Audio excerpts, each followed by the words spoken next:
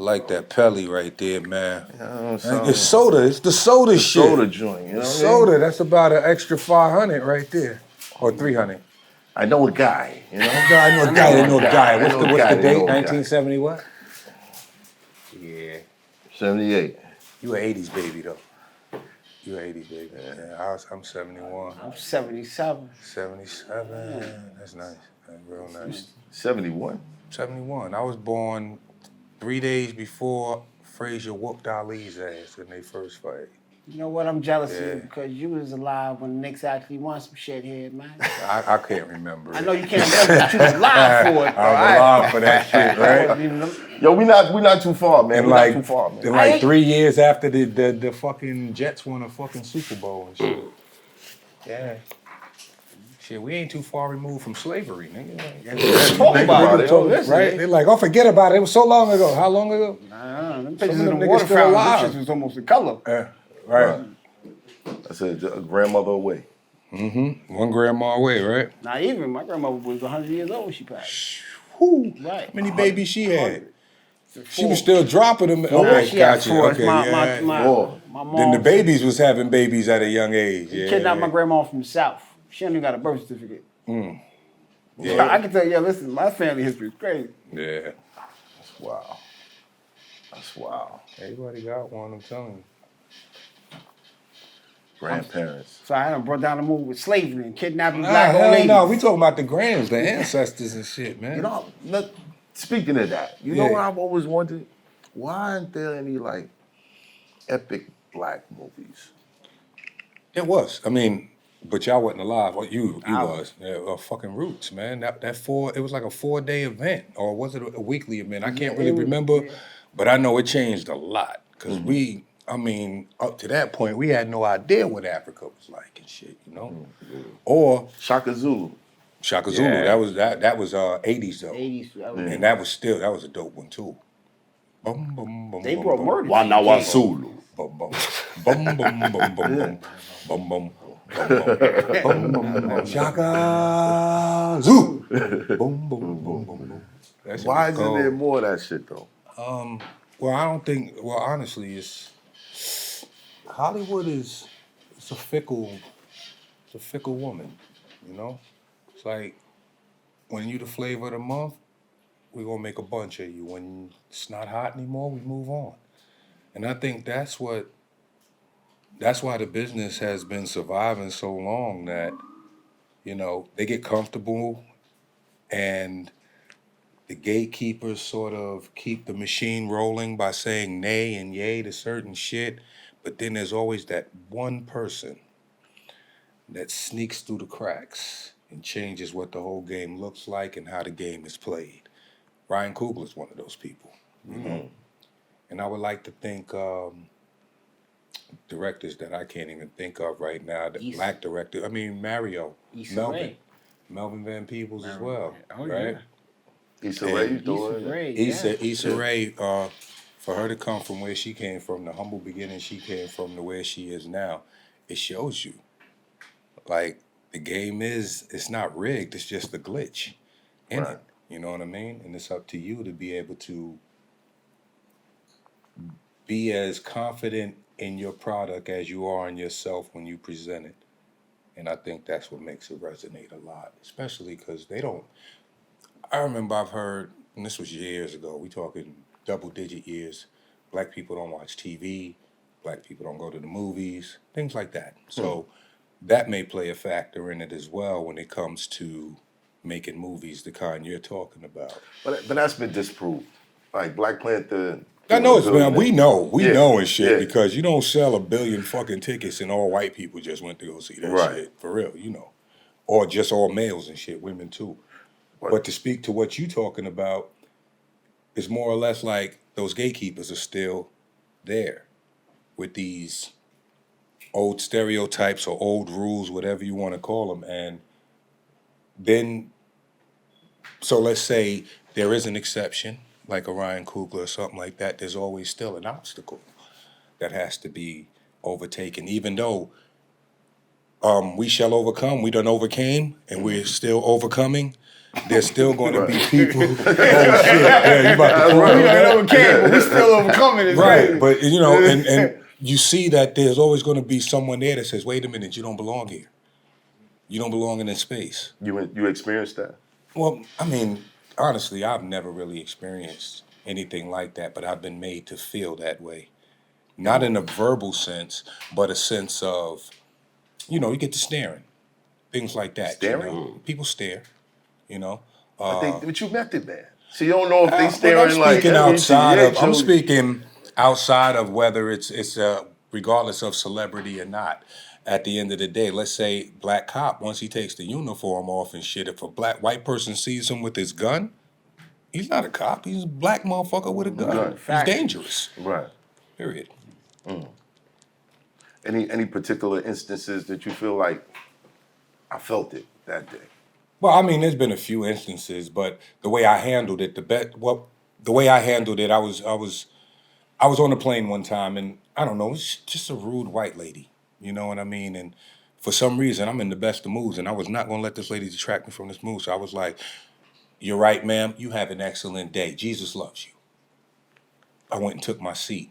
This old black couple saw that shit, and they came over to me, and they were like, "You showed a lot of restraint there. We respect what you did." And I think the old man was like, "But I would have smacked her motherfucking head." But I'm saying it was real though. But he was like, "You showed a lot of restraint, and that was a respectable manner in which you handled her." And she was older than me, so I took that, and that shit resonated with me for a very long time. I was like, "Yeah, sometimes you don't fight fire with fire, even though you want to, but it's really water." Yeah. Sometimes you gotta Tai Chi that shit. Right. We here. All right, we back. How many times I've been on this motherfucker? This is number four? Number 4. Yo, you was on the 10th episode. 10th. Wow. 10th. Yeah. Shit. That was my first. That was my debut on the 10th. Yeah, that's the debut. I'll be telling people I was on the first one. I was on the first one. Top 10.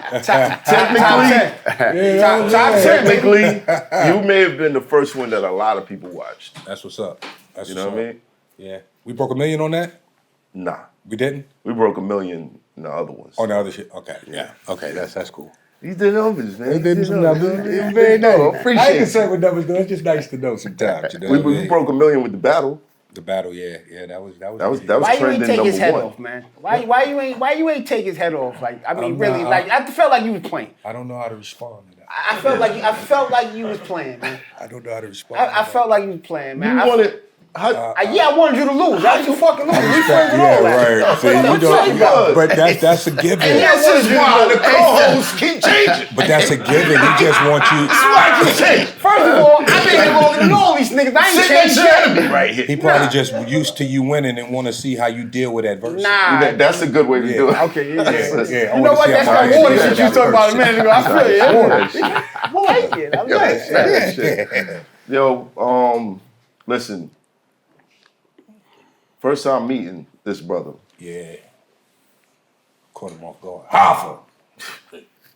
He was on point. I guess that was like 8 days after you punched Dose or something. I don't know. Let's not go back. Nah, it wasn't Dose. It was one of those. But you was on point because I Hoffa him. Then it turned around. I turned around and I seen this larger than life appreciation. Idol in my eyes. Charge it to me. He was like, "Yo, when you said," I'm like, he's quoting me? Yeah. Bro. Yeah. I'm kind of mad that you were one of the first, like, artists that I met. Wow. Because you're so genuine. Got you. And Throughout the I can years. imagine, yeah. You know what I'm saying? It kind of gave me a false sense of what. Maybe I could approach Tom Cruise and shit. Right. Like, what Tom Cruise? It's not the same, you know what I'm saying? Right. But I've always looked back at that moment and been like, yo, Meth is so genuine, bro. Like, and then throughout the years, we keep in contact. So Yeah. I salute video excellence, messages here brother. and You know that. For real. It's like, I read comic books, so I view people who do certain superhuman things as superhumans. Yeah, so I have no problem saluting that at all. You know what I mean? You was killing motherfuckers, still is. Murdering niggas like salute. Bang. You hear that? This guy still wanted you to lose. Why? Wait. That's Fucked up. the cow, man. What are you talking about? Hit your stitches. Hit your stitches. Well, I got,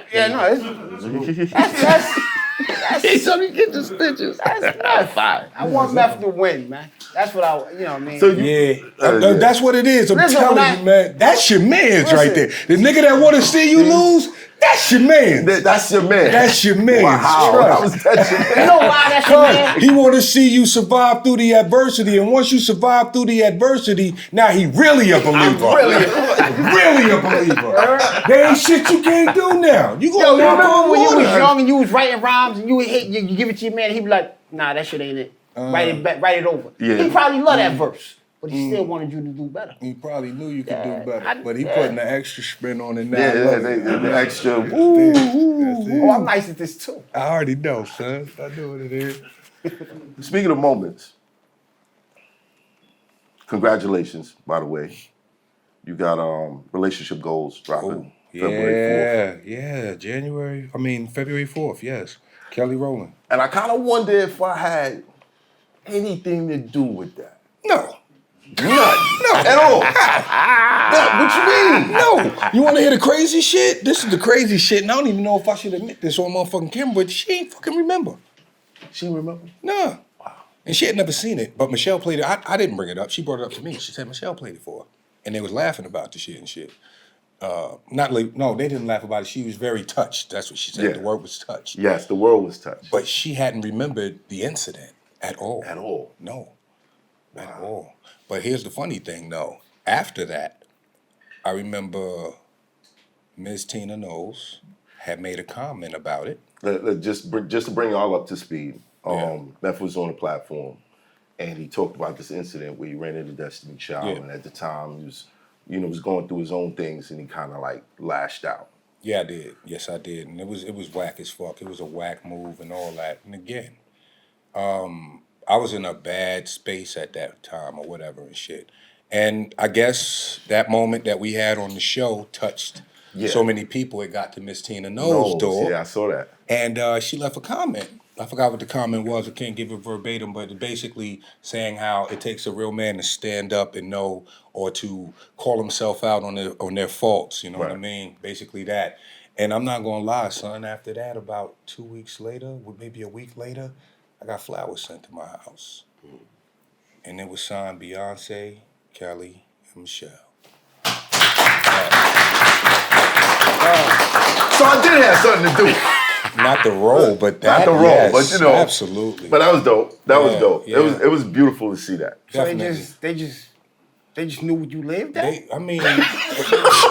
I'm just trying to figure out how the beehive might be more dangerous than niggas thought. My manager, who's a dope manager, James Ellis, he kept it on the low from me. Hey, They okay, reached cool. out to him first and said, boss lady, or rather the boss, not Right. the boss. The boss would like to know his address. They would like to send him something. Got you. That's Got dope. you. No, that was it scared the shit out of me for a hot second in the front. He was like, yeah, a week later, Here's some the shit thing, popped up in my crib. Here's the thing, though. You can run into any one of those individuals on any given day, the sweetest people in the world. Oh, for sure. That's how I know Oh, I for jumped the sure. shark. I misjudged like a motherfucker. Right. I mean, misery do love company and shit. Yeah. Salute to them. Salute to them. Yeah. Salute to them. But yeah, I did see the Tina Knowles comment, and I was like, Yeah. we're doing good work out here. We're doing good work That's out what's here. up. Yeah, you is. Moving on from that, I wanted to call you multiple times on a personal note, Yeah. because I felt like some of those dark places you talked about, I experienced them, and I wanted to know, like, how did you get past it? Well, the thought process off top, which is only human, the thought process is that empty hole that you feel, and that's the only way I can describe it. First, the hole comes, and then you try to fill it with a bunch of superficial shit. And I mean, it helps for a second, but it never lasts long. because it's just superficial shit.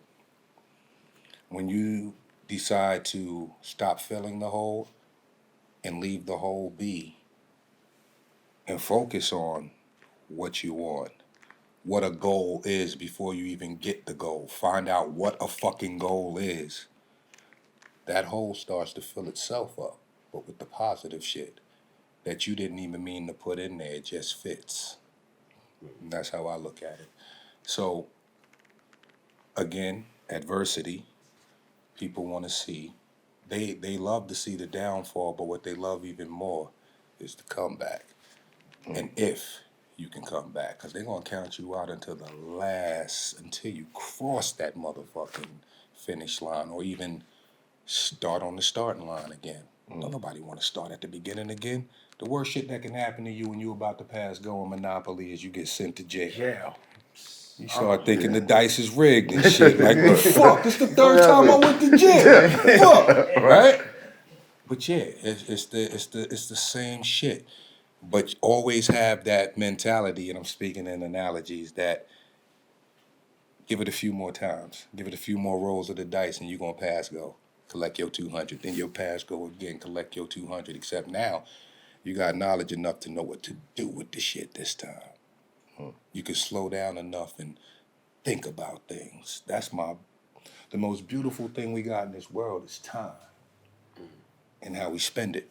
Right. You know what I mean? That's why I tell people all the time, 24 hours in a day, man, you could take an hour or two for yourself. You do it anyway.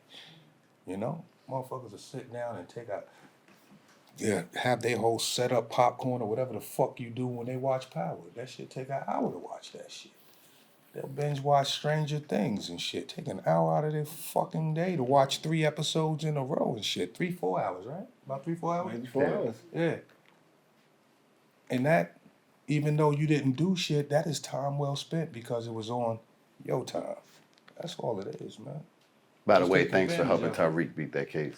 Yeah, right. I attribute that to good writing. That's the thing, though. That whole Power universe, it's to go back what Math was talking about and wanting to see programs and shit that, reflect who we are and not just what they think of us.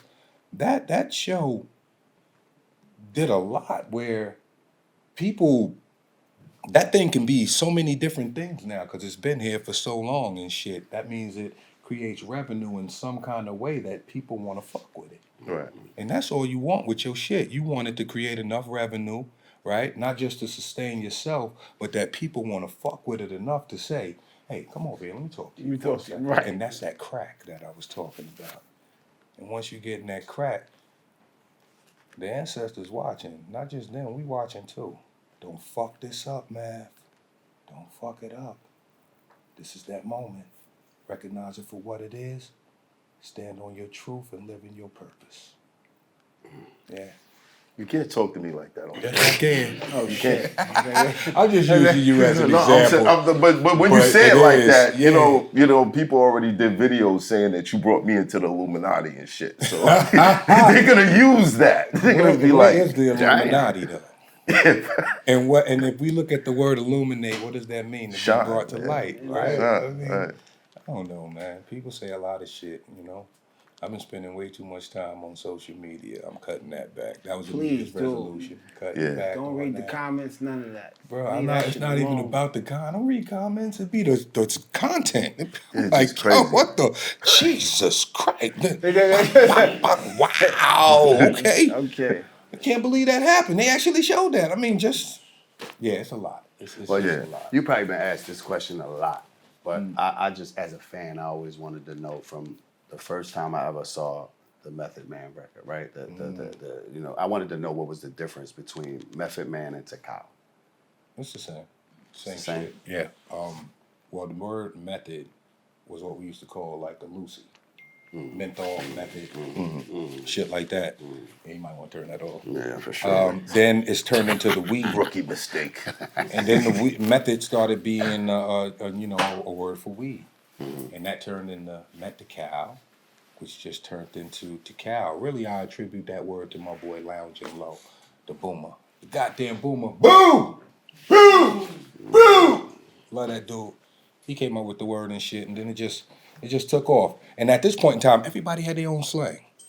You know, you got the watch. This is shit. It's like you got the Brook. You got like. I think that was part of real quick. I think that was part of Wu-Tang's appeal because we didn't talk like other people. Right. Oh yeah, y'all came through with a slang. I think, yes, exactly. Even 5%. You know, the vibes. It just brought something new to everybody. Yeah, but Rakim was on that first, day one, A1, day one. Even when I heard E40, I think the fact that we was so much on slang and slang therapy and all, by the time I got to E40, I understood every word he was talking about. Every fucking word. Oh, shizzle. What? For shake it out. 40 water. But you niggas know about them time, man. And it's like that's one of those names that ain't mentioned enough. Regardless of whether you liked his music or not, that man was different. And he changed the way a lot of people saw this business, and not just this business, but this music. Shout out to 40 Water. 40 Shout out Water. to Shout my out to 40 veteran Water. right there. Yo, let's get 40. My dude. Shout out to the Bay. Shout Told out my to man I'm Water. gonna make E40 alarm clocks. He thought I was Good joking. shit. I think that shit is $1 million idea. Man, he had niggas on the East Coast saying, "What's up, her?" Yeah. Word. He had a nigga saying a lot of shit. A lot of shit. Yeah. First nigga I ever seen drinking Carlo Rossi. Carlo Rossi. Yeah. What the hell is that? It's this Carlo Rossi. wine. I used to go over to Norwich studio when he used to have it like uptown. And Martini and Rossi? No, that's go ahead. No, No, It's the different, Carlo right. is a fucking jug Yeah, I know. with I a know what it handle is, on and Carlo shit. Rossi. And he was like, "You want some Carlo Rossi, player?" I said, "What the fuck is that?" Coming like the big He said, moonshine. "For shake it drink, out too. here." I Right? drunk some of that. They got the little finger handle the on handle it. on it. Hold on. Like a moonshine jar or Yeah. some shit like It's that. wine? Yeah. Carry that shit over your shoulder. That shit give you a headache too. That's some different shit. Well, what's the different shit that y'all feel like y'all do now that shit back in the days y'all never used to do? I'm drinking warm sake. White Drink water. I drink Naps. water. Naps. Naps. Naps. Oh, you at the nap Wow, stage? You did? word. I took one today. I ain't gonna lie. I took a It's fucking- good though. It's good money. Like it just I feels good, man. I feel guilty after my naps, man. I feel like- safe. I ain't napped before. Now I can nap. I feel safe, man. I'm always safe. Take a little nappy nap. But shooting like, doing all the film work, Yeah. those are long hours. Yeah, sometimes it depends. Like there's been days where I would show up to set. I just had to answer a phone, say a line, and do that 3 times, and then I got sent home. Shit like that. But then there's other days where you going in and you know it's a heavy load. Anytime there's extras, let's not say extras, background actors, because they're actors as well. Background actors, and there's more than 5, I've learned that you're going to be there for a long time. 5 to 6 background actors, you're going to be there for a long time. Is it because the performance depends on them? Well, also? I think it's the space. They utilizing all the space, shots and all that shit. And just I don't know. It just takes a long time and shit. So I don't have that director's eye yet. I don't think I want to direct. They like first ones there, last ones to leave and shit. And it gets stressful after a while, especially with studios breathing down your neck about results and things like that. But I can understand them having a vision and seeing that vision come to fruition and the dopamine that comes from that shit, for real. I think I'd like to take a shot at directing. I think you can do it. Yeah. You smart as fuck too. People don't know that about math and shit. Nah, they know it. I'm Appreciate playing. it. They know that motherfucker smart. They know that nigga smart. This guy, that's self was my he was coming up there. It's a good deal though, man. What would you say is the toughest scene you ever had to shoot? Probably my first love scene. And it wasn't on Power either. It was and I don't think it was just because it was a love scene, and it was my first one. It was because it was John Singleton. So I'm like, I don't fuck up in front of John. He already joking on me and shit. Like, don't get hard, nigga. John he a real nigga and shit. You know what I'm talking about? John the real with his shit. So, but it went off without a hitch. I could say this. My scene partner, Danielle Monet Truitt, was a trooper. She played the lead of the show called Rebel. I must have sweat a pound. I mean, like 3 gallons of sweat on this woman. Is it out of nervousness or I out of guess, work? I don't know. Work and nervousness. You picking up? There was a lot of nervousness going on. Soaking wet. And how many times did you have to, like, How many takes? Yeah, like It was a few of them. John likes to get all the angles and shit like that. Shout out to John. It was a few though, but that was part of like my audition process. Was my chemistry read was basically us laying in the bed, but we weren't actually in a bed. We were laying on chairs and shit. But Right. I felt uncomfortably comfortable. Like why am I clicking with this woman like this? I just met her, you know. But it felt comfortable. It felt real. Right. Then I found out later on that we're born on the same day and shit, so that helps. Oh wow. Oh wow. It's like you're just laying there with your twin. What, nigga? This is where we at now in the world. Every word means everything. However you interpret it. Oh my God. You know? Why would he mention being born on the same day? I don't know how say it mature like that it's a shit It's is. not twin like you know what I mean? I Like think he was talking about twin chemistry. flame. You know what I'm saying? Is it lack of maturity or a show of Hey, it's maturity 'cause that we can take words out of context and turn them into something else? Is it maturity or I immaturity? think it's immaturity. I think it's a little of both. A little both, A little right? both. Yeah, I agree. was like, Because you got to be mature enough to know that there's some immature shit I'm about to laugh at. Right, you about to old enough to know better, young enough to not I give a mean, fuck. some people stand on it, especially with pause. These them YNs, they stand on that shit. Like, nah, They still on it. yeah, they still on it. Yes, I still I play think more. more or less because it's funny as Yeah, I fuck. looked at you and just declared you. Yeah, I think more or less it's funny as I mean, fuck though. you You gonna- know? Yeah, And it pause. do You be about funny to have as on a fuck. quarter zip For next real. year. I'm not listening to how you feel. I think I'm not worried about, you know what I mean? I just, yeah, quarter zips is about to be the way And to that's go. the Yeah, thing. man. These youngins understand something about the culture that we were aware of but never took advantage of. we wasn't taking advantage of skinny jeans. He No, got I'm just jeans. saying, like, this nigga said, I'm gonna throw on a quarter zip and watch people do it. How about this? I'm going to invent some monopoly money and make it valuable to the point where people invest in it. Bitcoin. What does it even fucking look like? Anybody ever held one in their hand? Nah. What do you mean? This is what I'm saying. This is the era of that though. This Yeah, era we like- not. I don't even want to go into this conversation. Fuck all that. 'Cause Why you not? Why Dog, not? I mean, It's the the good way shit. the way that shit goes nowadays, with conspiracy theorists and all that, No. you gonna wake up tomorrow, No. your bank account, Honest. 401k Listen, gone. here's the honest truth, right? We grew up on Black Pearl cabs. They had right. Uber and Lyft own no cars. Airbnb owns no rooms. Nintendo just made it so that you could buy a console and never own a cartridge. Yeah. Right. I had to think about it. You're right, you're right. Yeah, Yeah. you don't. This is the era of y'all niggas don't own shit. Yo, you want to hear something? Boom, I'm glad you brought that up. That reminds me of something. I just seen this, right? Man goes to Disney. I think one of his wife or his kid got hurt really bad. Right? He wants to sue, right? And he has a case, but he can't sue because when he made his Disney Plus subscription, there's a clause in there that says you can't sue for shit. Yo, let me tell you. When I For read nothing. I died when I read that story. Just so you can watch motherfucking Mandalorian. Yo, can't sue Now us, your nigga. baby got one on. What's Hold wrong? on, Jack. Come on, hold on. I'm trying not to laugh, but that's You know what? One on baby is not Here's funny. why I'm laughing. One on baby is I not think it's the funny. story of the alligator that snatched the kid at the Disney park. It was an alligator It's in an the alligator park. in the park, snatched the kid I at, think they yeah. did have that shit. I think though, yeah, you know, right? Alligator snatched the kid. I think that's the story he's talking It about. took the arm. Which is hilarious to me. Why it was Yo, organized what? by Captain Hook. Yo. Me? He was in the back getting his nose right. Yo. Holy shit. This is like, you saw the movie. Me. Come on, you guys saw the movie. You know what the alligators do here. I'm not Just sure say if that's that. the same story. Nah, but I we do can't be know- laughing at shit I like think, that. I think that's Right. part, because Come on, man.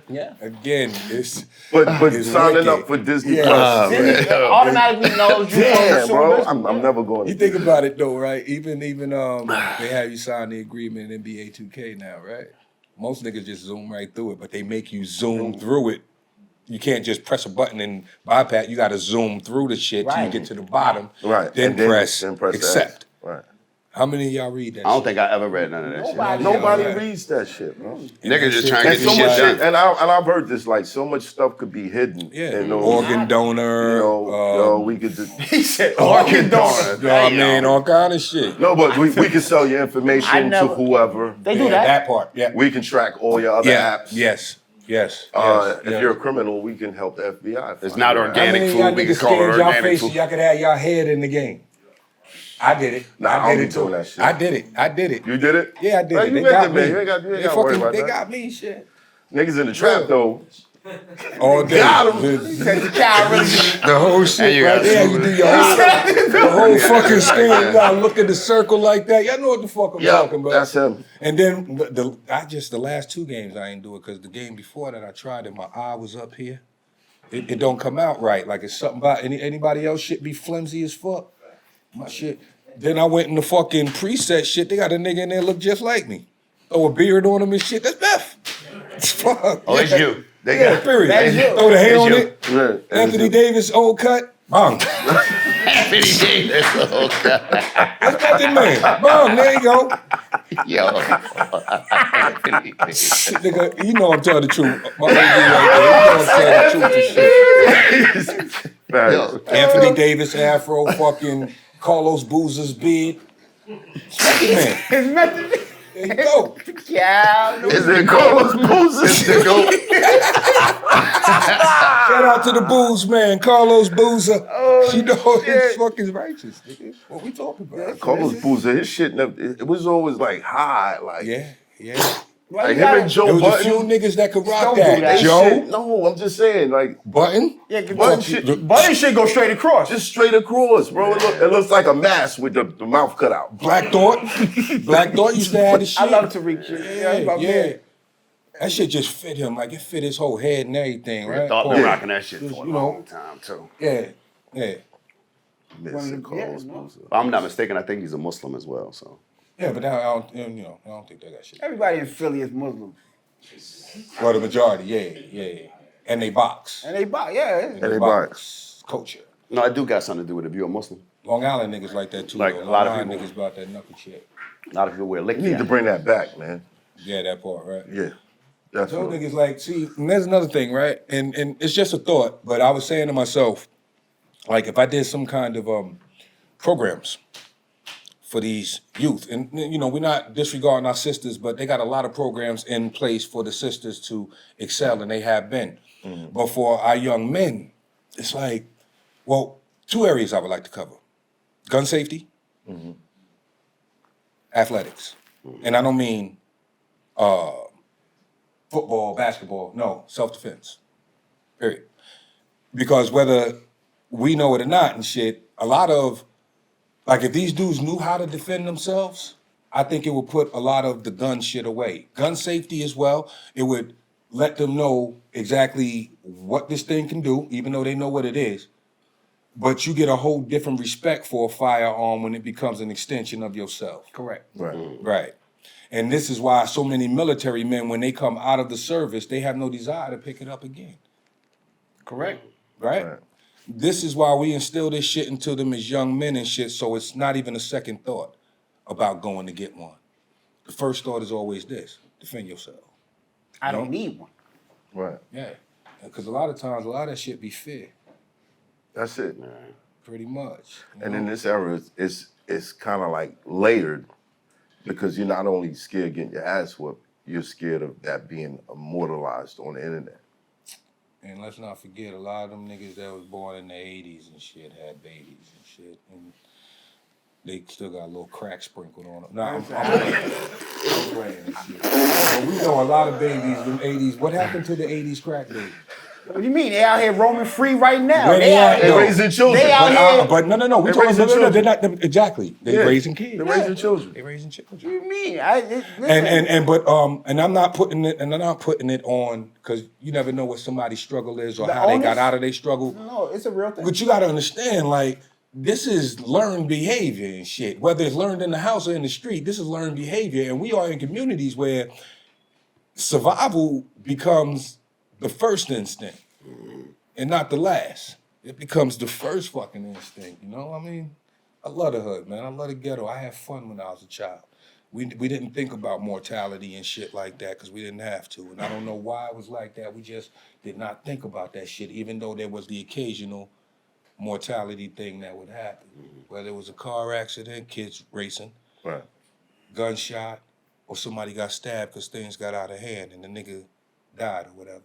But it was never to a point where mothers had to keep their kids in the house Out of all fear. day. Right. Out Right. of fear. It's different, man. For us, it was coming when it get dark. Yeah. Right. And that I was got so you wouldn't get snatched. Nigga, do you know where your children is? 10 o'clock. Right. Remember that? It's 10 o'clock. Yeah. And Do I'm a you know where your 70s baby, children? Beat them so street I'ma lights keep it a on. buck. Like, my mother dealt with a lot with me, man. Because from the time I was 5, I was literally out in the street. I would leave the house and just disappear for the whole fucking day. Now, I knew where I was. What? She had a Five clue years where I old? was. Yes, You was that baby Dave Chappelle was talking about? Like, Nah, nigga. I got weed, nigga. Here's the thing. Where was you going at 5, though? I wasn't Yeah. bad. I wasn't bad. I would make a friend at the Okay, park. all right. Then we would go to his house. And we start playing motherfucking games and all that shit. I would lose track of time. I'm a child. Yeah. I lose track of time. What would snap me back into it, usually the white boys' moms would be like, little boy, don't you got somewhere to go? Uh-oh. gotta go home. Go Right. home. Gotta take my ass home. Now, mind you, it's not already dark, but it's getting dark. So by the time I do get home, it's already dark. And I'm 5. Yeah. My mother had to send the police to come get me before. Now, all this is in my memoir, by the way, which will be coming out next year. My mom's had to send the police. I had my little sister with me this time. And I only went 2 places, the park or this little fucking, it was all new developments, so they would have like house skeletons, you know, just the wood. Yeah. Second floor, all that shit be done. So you can run up and down these shits. Yeah, They got play. no windows, no doors, nothing. Right. But it would have this big ass sand pile. Yeah. And that shit would reach up to like the second floor. So now we running up to the second floor. Follow the leader, jumping out the window into the sand pile. Fun as fuck. That's where the action Super movie shit duper come fun. from. No OSHA regulations. None. Super duper fun. Meth gonna do his own stunts. Now, mind you, in this Remember that. neighborhood, like I said, all new developments, so new families, Right. young families with kids my age. So, you know, this is a fun little fucking neighborhood. I find myself outside, too late again, got my little sister with me, except this time, police officer pulls up. I'm looking. My little sister's not really paying attention. The police officer comes over. Very nice man, smiling. You too. Come with me. It's like 1976. I don't know no better.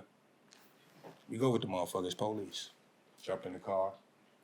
You know, way in on the trip back, I remember him letting me fuck with the siren. He let me fuck with his hat. Then we pulled on my block. And it got dark. Ass whooping the It was back. already dark. Pulled on my block. All you see, now mind you, new developments. Bunch of kids that lived on my block that we played with every day. Some of the parents, mothers, of course, and my mother was in the middle. Oh, shit.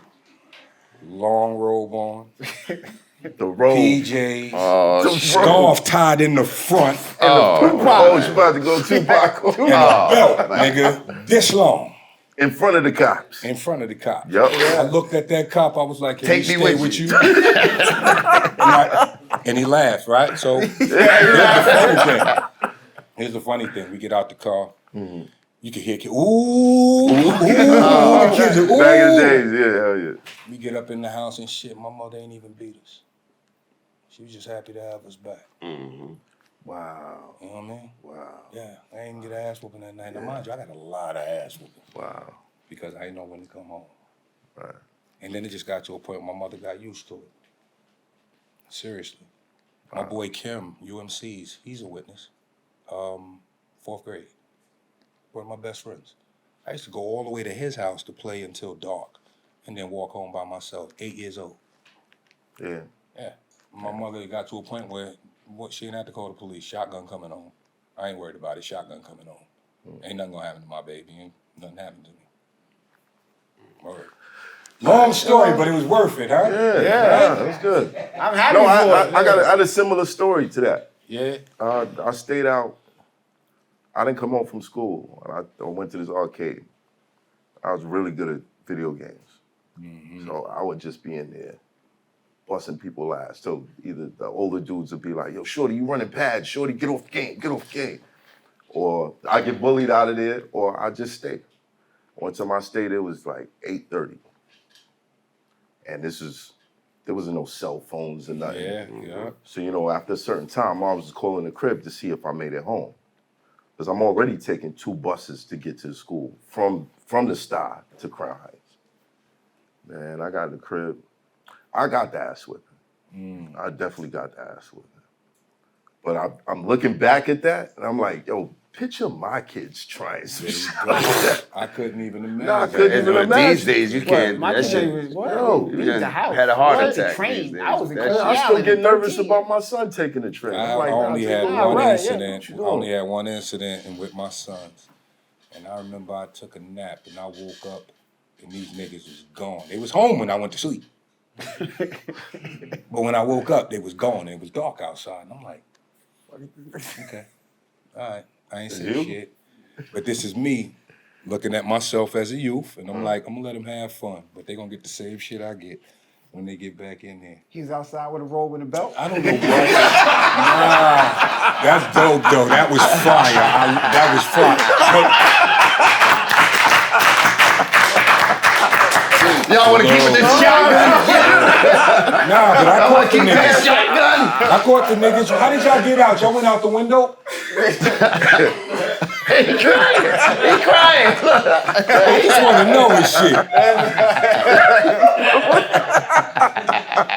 Look, well, I just know.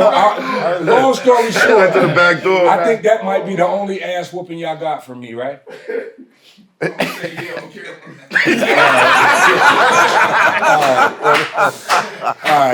All love though. But you felt your mother's pain in that Yeah. moment, like, Yeah. and Looking back, yeah. bro, I probably gave her every single gray hair she And got. the first shit she's thinking in her head as the hours pass by, what was the last thing I said to my son? What did he have on? What was the last thing he said to me? Crazy, going fucking. And I did this shit to my mother all the time. No, I was 7 years old taking 2 buses to get to school, and she already felt the way about that. But that was the culture then. My sister did the same shit. She used to take the train. Yeah, when we lived in the Crazy. Bronx, for real. I couldn't imagine. My Nobody kids doing can that now and shit, because like- it's like we know too much now. Or we Yeah. don't know enough, but we know enough to know Right. what it's like or what it could be. I just think we know that it's not what it was then. It was then back then. It was. It's just that it wasn't. They You snatch gotta they out understand, here man. snatching Like too you many forgetting the hamburgers Atlanta right now. murders. You forgetting Oh, like you right. Yeah. the You shorty right. that That's they true. they fucking snatched them from the fucking mall. It was 2 little kids, took them and killed them and shit. It's like you never fucking know. Right, that- And we come from a generation Well, the where crack era. it wasn't a leash I on. was doing that during the crack era. We couldn't picture our parents putting a leash on us outside when we had an amusement park because they scared we gonna run off. It wasn't on that time back Right. then. But it was that time. Back, I mean, Son of Sam Killer, motherfucker. Oh, That's right, our that- era. Right, that's Yeah. our era. You know right. what I mean? Nobody knew who this motherfucker And they never was. told me stay inside the house at all. I mean, and especially if you lived in BK, it's like, yo, the boogeyman gonna get me. Wow. That type shit. I'm from BK. They never told us to stay inside. Yeah, Staten Yeah. Island is Nah. Cropsey. This nigga like, yo, Cropsey gonna get me. And they have you really fucked up, and then you start seeing the Jason come out. It's a wrap. By the time you get to Michael Myers, you traumatized. Period. Word. But again, man, like, regardless to what the hood was like and how it was like, I had a great fucking time as a kid. I was broke. We was broke, nigga. did. Like, I don't remember a lot of good Christmases, but, you know, it was fun. Fucking fun, man. We was outside. You know, I miss that for these kids now. I went on vacation with my kids. I'm sitting in the room, all of them, to my girls' daughters, to my kids, they just sitting in the room like this. And I can't stand that shit. I walk around slapping screens all day. Wow. And then they Wow. realize- You could have broke my phone. I don't give a fuck. The eye opener is when they have to interact with other people and figure out they had no social skills whatsoever. When your mother put you on that playground, she left your ass there. Go Yeah, make friends. see what's going But she on. watching though, right? She Go make friends and shit. Especially if a little boy push you and shit. Right. Let me see what he What you do gonna first. do? Word. That's my baby. Baby, I- right. Nah, I'm gonna leave it alone. I'm Right, gonna leave yeah. it. You know, You you gotta done throw dealt the with it. playground But, spaz but, out, huh? but You gotta I'm telling you, I was playground thin. I was watching. I was looking through the window, right, and they was playing King of the Hill. I'm guessing because we had a big mountain of snow in front of the crib, and they were playing with these Russian kids. They was friends or whatever and shit. A little Russian boy pushed his little brother. Seen my son stand up for his brother. He damn near tossed that little boy down on the concrete, and I stood there like this and walked away. Like one of them senseis in a karate flick, like.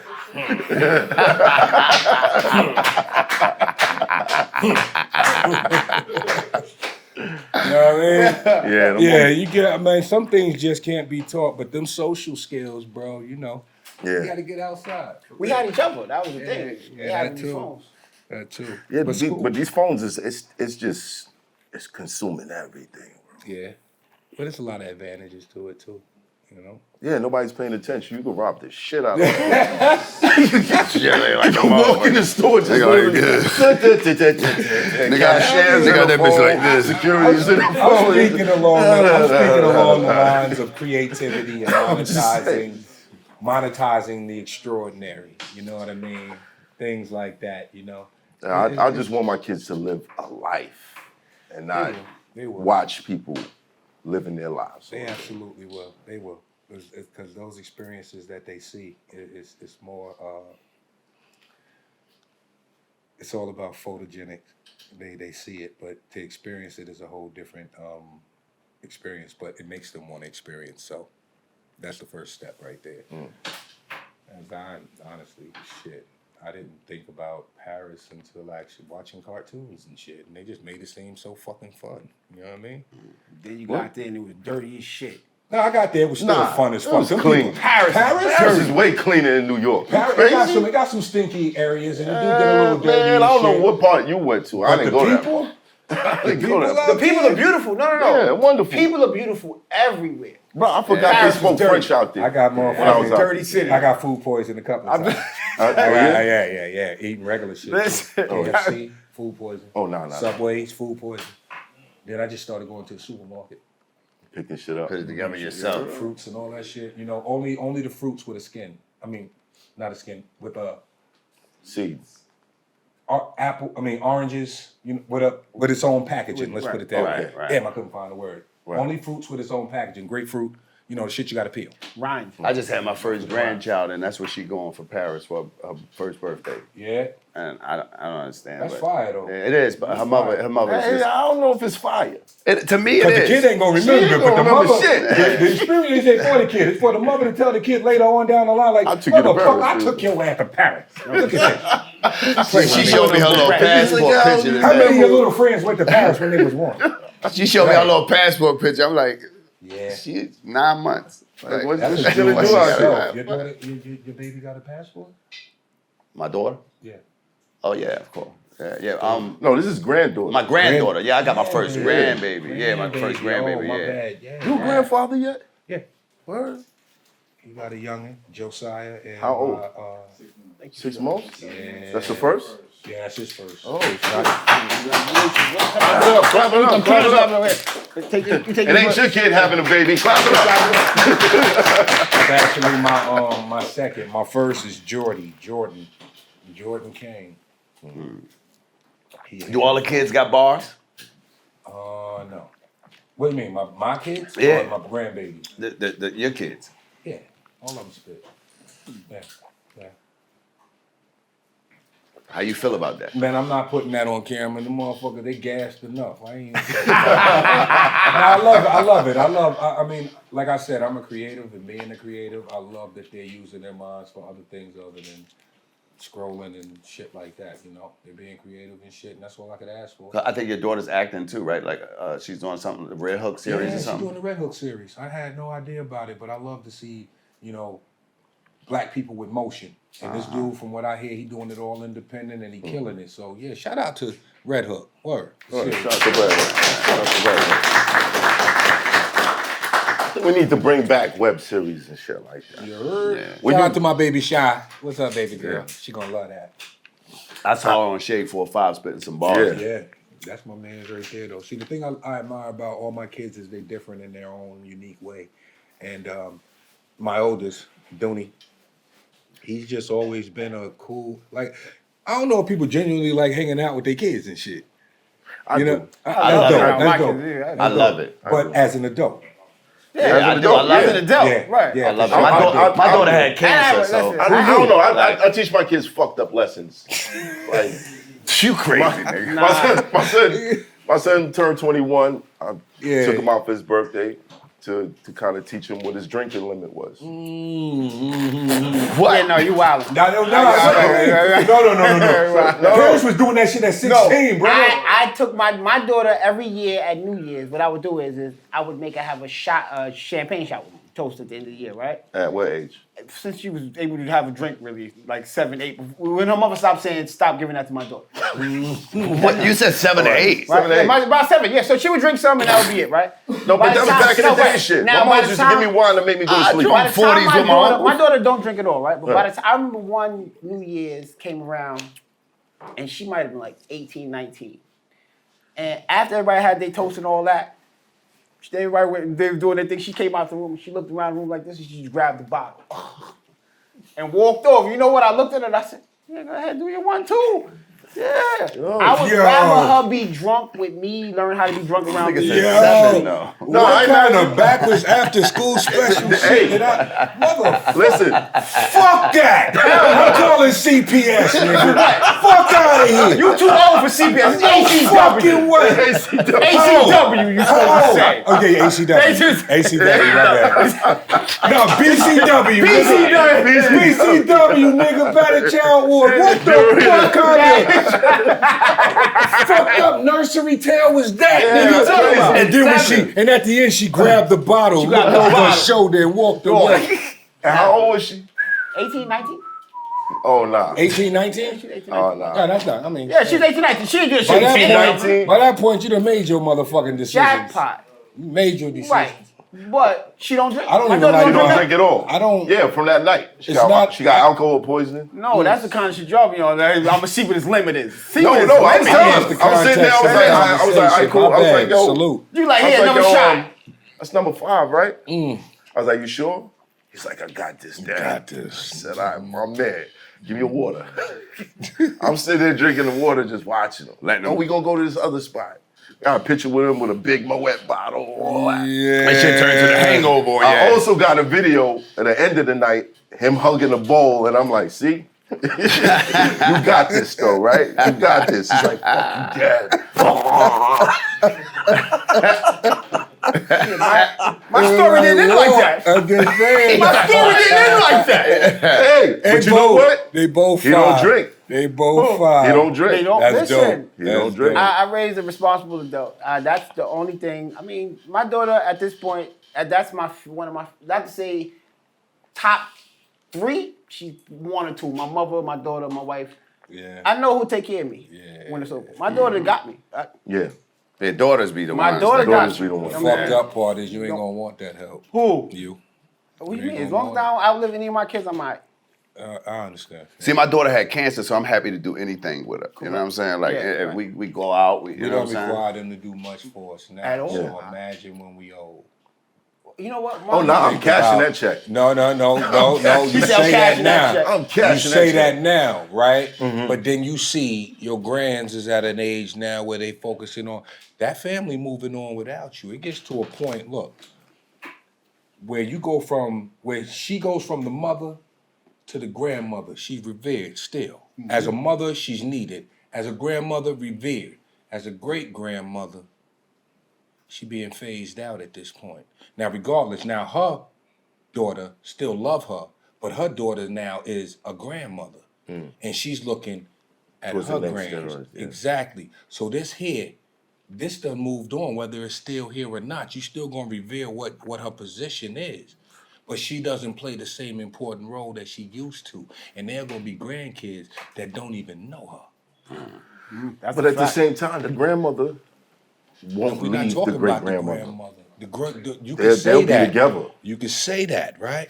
But it gets to a point, like I said, where there are some people that keep they that mother with them, and she stays the matriarch of that family in whatever shape, form, or fashion. Right. Somebody has to lean on her. But again, it gets to the point where she's already passed, and everything is lean. What about when she the great grandmother? What's her role then? It's just for the look. Not even, and that's not saying anything to be disrespectful. It's just, look, this how many generations we still got Right. here. It's an age thing. What she feel in her heart and all that, she got it right there in that moment. But she know in her heart that she has nothing to do with that fourth generation that's sitting in front of her right now. Oh, nice. Even though that's her blood and everything, and I it beg came to from her differ. spawn, she plays no part Her in influence. their present life. Her But influence on the of predecessors. course, and she gonna see herself in certain of them, right? Mm-hmm. But how they view her, It even dep- though it's out of respect because that's great grandma. Mm. But really, your relationship wasn't with you. Knew your great grandmother. No. She already passed. Yeah. Anybody in here knew their great grandmother? I never You met did. her. Yeah, and when. How close were you to your great grandmother as opposed to your grandmother? And really think about that shit. Because that relationship is totally different. We're talking about people that are to the age now where they can't even take care of themselves, right? Where somebody, and this is what I mean understand about what when said. you get Like I old, said, my brother. grandmother was 100. Somebody gonna have to wipe your ass for you. Right. And I'm just keeping it a buck. These are the things they don't talk about. Somebody gonna have to wipe your ass no, for you. listen. Somebody gonna have to make sure you eat your food and keep it down and force feed your ass just to keep you alive to the point where, and this ain't no slight against no old people, but when you in your 98th year, you sitting there thinking to yourself, you can't express this to them because you thinking they need you. You sitting there like, let me go. I'm good. She didn't remember that. She thought she was in the 20s. My grandmama had dementia by the time she was that age. They still like, let me go. Let me tell. Look, as To the youth, club. as youth, club. what's the first thing we trying to get? We looking towards that future. I'm gonna be this. I'm gonna be that. That. Right. As old people, we living in that past. Correct. You gotta find that decent middle ground where you can hold on to that past and see it in your family, and as well as see that future in them grandbabies and them great grandbabies, and be comfortable with the fact that your job is done. Oh yeah, she knew her job was done. And that's all I was Yeah, trying to she say. knew her job was done. Their job Yeah, is she- done. I think it was the phased out thing. I was kind of like, nah, ain't nobody Well, phasing me out. it wasn't. My grandmother. No, that my Pootie, grandmother Pootie doing it. was around for all of the births of all of her greats, my kids, my brother's kids, like that, right? They didn't know her. You're right about that. But they knew who she was to us. They knew the respect that she garnered. So they knew how, like, respect your elders in my family is a And real you always thing. gonna have Right. that. That's Respect, in where my roots come family from. is a whole. Respect your elders in my family. You know, is a. We will all fuck you up for aunt. Do not talk to your mother crazy. I don't care if it's your mom. I don't know. This is a different generation. The times that we growing up in, do you feel like you're going to get to the point when you're like, I need to just chill now? As far as what though, like, cause that could be anything. That could be like, cause for men, our journey a little different. And I've learned that in watching these old men, they never stop moving. Cause when they do, they die. Yeah, that's when it, Yeah. yeah. So, So they retire. But with the maternal side of it, the great grandmothers and shit, they the nurturers. And they get to a point where you do enough nurturing, but now you teaching these lessons to the one that came behind you. So after you gone, that continues on. You gave them the blueprint, and you reinforce the blueprint every time they get lost or they fall off the path. That's what grandma for. Great grandma is sitting there just in case anybody got a question about anything, but grandma already got it, so this is what I'm saying. She comfortable now. She can check out. My baby got it. This family gonna be all right, with or without me. Yeah, you gotta be comfortable with that shit. You have to be. And it's different now because great grandma be 60. Great grandma be 60 years old. Now, the beauty of it I feel like I'm is, gonna be like Uncle Paulie, just in the kitchen. the beauty of it is Have a some little of private our conversation. elders that are in their hundreds, some of them is reaching 126, all that. Yeah. One thing that I could say is that they didn't have a lot of access to what we have, meat and shit like that. They was eating corn and Yeah, Right. They was greens and shit. rice with none of the preservative shit added to it. And this is how they stayed, you know?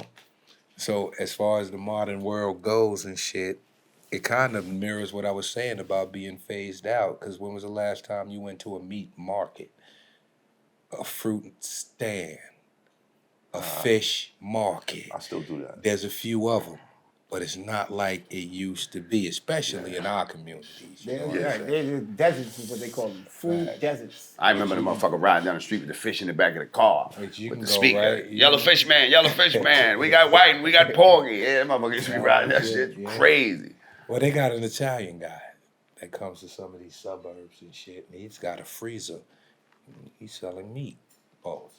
Chicken Nah, I seen and that. lobsters Yeah. and shit. Motherfucker Right jump out out of with his a shit. ribeye on And by you, the man. time this motherfucker finished talking, you done spent about $3,000 and you can't even fit this shit in your freezer. Vacuum sealed meat. Word, but it's all high quality shit. But High he's making you think you got the biggest bargain, and you do, Right. because you eating motherfucking porterhouses and ribeyes a night. Right. Shit that you gonna pay upwards of $300, $400 in Mastros, same steak, And he take eating. same piece of the cow, then nigga same fucking cow, right? Same cow. You out there Imagine like that. this. Same Same Open the door. cow. Same We cow. gonna take this part, we gonna put it in the restaurant. We gonna take this part, we gonna put it over here. That cow had a name. Yeah. He said that cow had That a cow name. had a name. That's Yeah. right. Cheese on mine. So we looking at this ribeye and we like $64. What the fuck?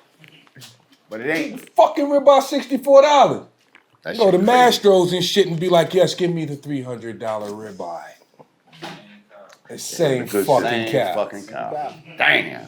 It's just a different fucking maestro behind the work. I can see myself ending up there. Back on the farm.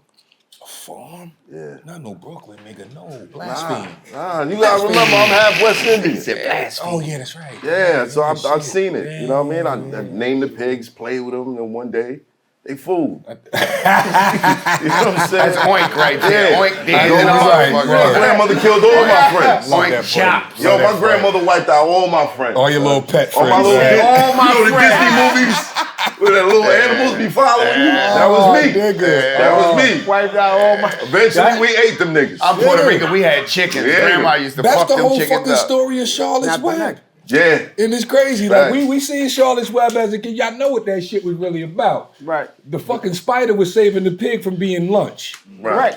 Period. It was his time. I'm gonna make you a star so they won't eat you. Yeah, period. Because they gonna eat you one day. But nah, that shit went down, bro. Like, I was heartbroken as a kid. Because I didn't know what I was getting into. I didn't know what I was signing up for. But you still ate the niggas.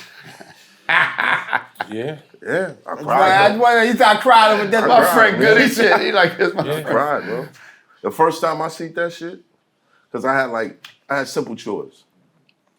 I take the goats out, nail them someplace close to a tree so Ain't they nothing have simple shade. about that shit, nigga. But go ahead. Nothing simple Yo, about kick that the fuck shit. out Go ahead, nigga. You know what I'm saying?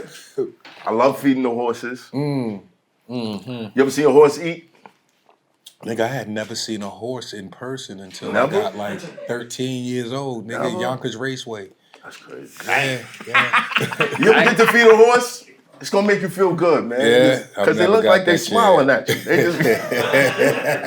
They just, you know what I'm saying? I'm from Brooklyn. I don't got no friends out here, That's but these fine. horses, every They day, happy they as just- That's they fine. just smiling at me. Yeah. I used to love that shit, man. What was that shit they used to take kids in the summertime? Don't laugh. You making me laugh. That's real. But what's That's the probably shit why I they like used to- going to industry parties.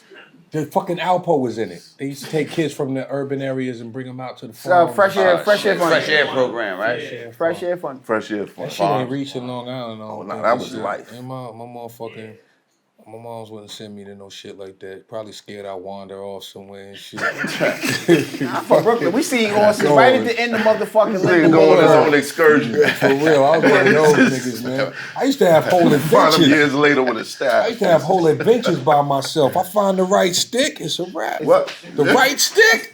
This shit could be anything. nigga. Anything, there we go. Lord of the Rings, sword, you know. Fuck y'all talking about? G.I. Joe. If it got a nigga. branch on it, Stop it gotta have a playing. Boop, branch. boop, boop, boop. Right. If it got My the little cousin- branch on it, yeah. My cousin had the original G.I. Joe. That nigga was this big. Kung Fu Grip. Kung Fu Grip, nigga. Fu Grip. Had a beard, nigga. You could feel the beard. Yeah. Crazy, right? Right now on eBay, $700. $700 for that, right? $700? Fucking, I heard the Godzilla, the Shogun Warrior Godzilla, like 10K. some Like shit that, like yeah. that. They had the Optimus Prime, the die-cast metal one, like $5. That's way after though. Oh, yeah. Y'all know I about the remember Shogun those. Warriors? Shogun Warrior? Yeah. Shit was like some big, like one of the first imports that hit really big. We had already had imports on TV. We had something called Giant Robot. What was the shit called? Johnny Sacco and his Giant Robot or some shit Right. like that. Ultraman. Ultraman. Ultraman was my shit. Ultraman was big. And they had these Shogun Warriors. And no matter who crib I went to, somebody had one of them. And the one people usually had was the all black with the blue shit. the whose blue shit, fist right. would fire off. Like, you press their fist, it fire and then- off. oh. You press the missile shoot out. Banging this shit ever when I was a kid. Never got one though, but yeah. Wait, come out. I'm not Yo, the shit they used to make as an niggas adult, happy. because me as an adult, Yeah.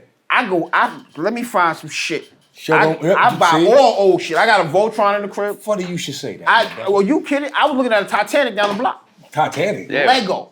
Lego Titanic? Nah, they had that shit. They got that down the block. 600. Titanic Lego? Yeah, we went to I the was store. listening. I don't know. My eyes lit up like That's some creepy ass shit. But I don't know what the fuck.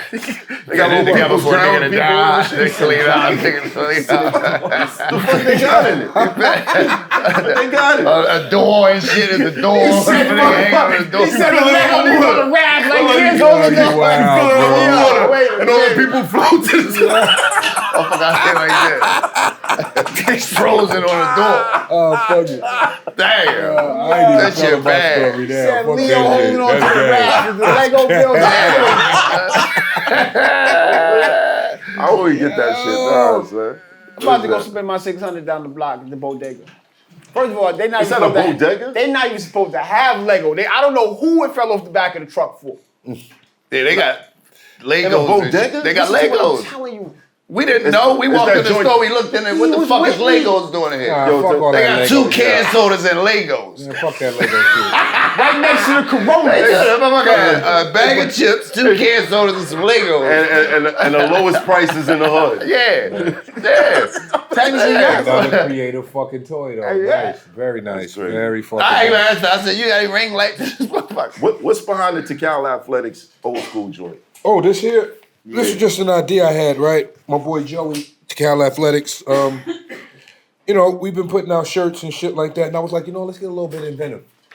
I want to try some shit like old video games and put our own little spin on it and shit like that. And this is the result right here. We got this one. This is Cal. You know, of course, Pac-Man or whatever and shit. Cal Athletics. Then we got the Miss Pac-Man Cal Athletics. And we got a Galaga to Cal Athletics that says to Calaga Where do we find it at? on to Cal Athletics website. Okay. Link in bio. Okay. Yeah. Link in bio. Link in bio. I got some shit in the youngins. Yes, sir. But dope. yo, man, like, I love talking about nostalgic things and shit like that, you know. They don't have that no more. But it's not people don't want to listen to that shit. Why not? Believe it or not. I mean, our age range doing Yeah, shit. But, definitely. you know, They young eat this kids shit are up. tuning right the fuck out, man. I don't want to hear that shit, nigga. Fuck out of here, nigga. The times change, man. Yeah. Times change. But speaking of times changing, we see you capturing time now with the photography. That photography shit. Oh, yeah. Yeah, that was dope. They it's something that the NFL was doing. Common just recently did it for the Chicago Bears, except he got to go to a playoff game. Fuck y'all NFL. That was fucking that was groovy though. It was groovy. I mean, in light of my team being the Jets and us not likely seeing a playoff game for Right. another few Yeah. years or whatever. They And had why? to send Next you year. early. Yeah. And it was pretty cool. They let me pick which game, and I picked the Browns and shit. And it was we won that game. That's pretty dope. Max B just came home. Max so B that just was came home, right. Unexpected, like nice little perk. That For the camera and shit. I got some good footage. Yeah, Got we some good see. footage. I took that shit very serious, and that was the first time I ever stayed for a whole fucking game. In the rain. So are you gonna fuck with the photography still, or? That's not something that I really want to jump into right now and shit. I have my eye on other things first, Okay. as far as my creative influence. Yeah. What?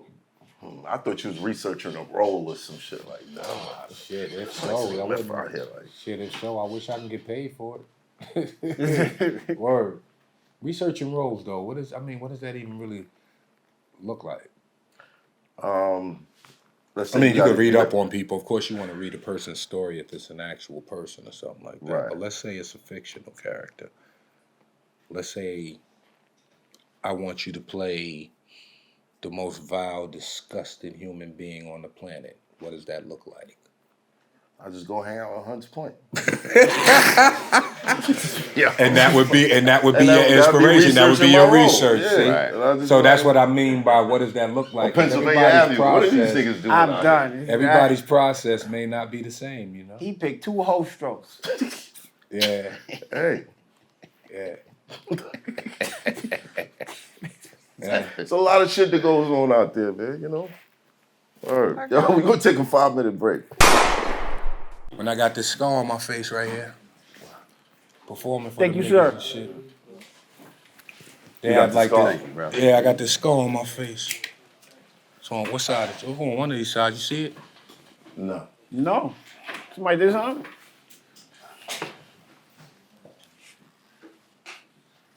Oh shit! Age Go well, ahead, baby. go. Here you go. That shit go. That's what I'm talking about. Look at that. Look at this. Look at this. Ain't no Wait, blemishes. Wait, time out. Look at. This is a commercial for moisturizer, Wait, right Where here. that scar at?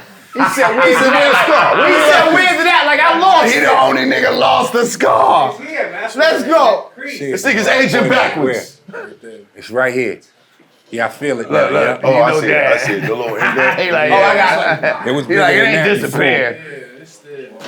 There's a whole story behind that shit. Your RZA. Your razor. Word.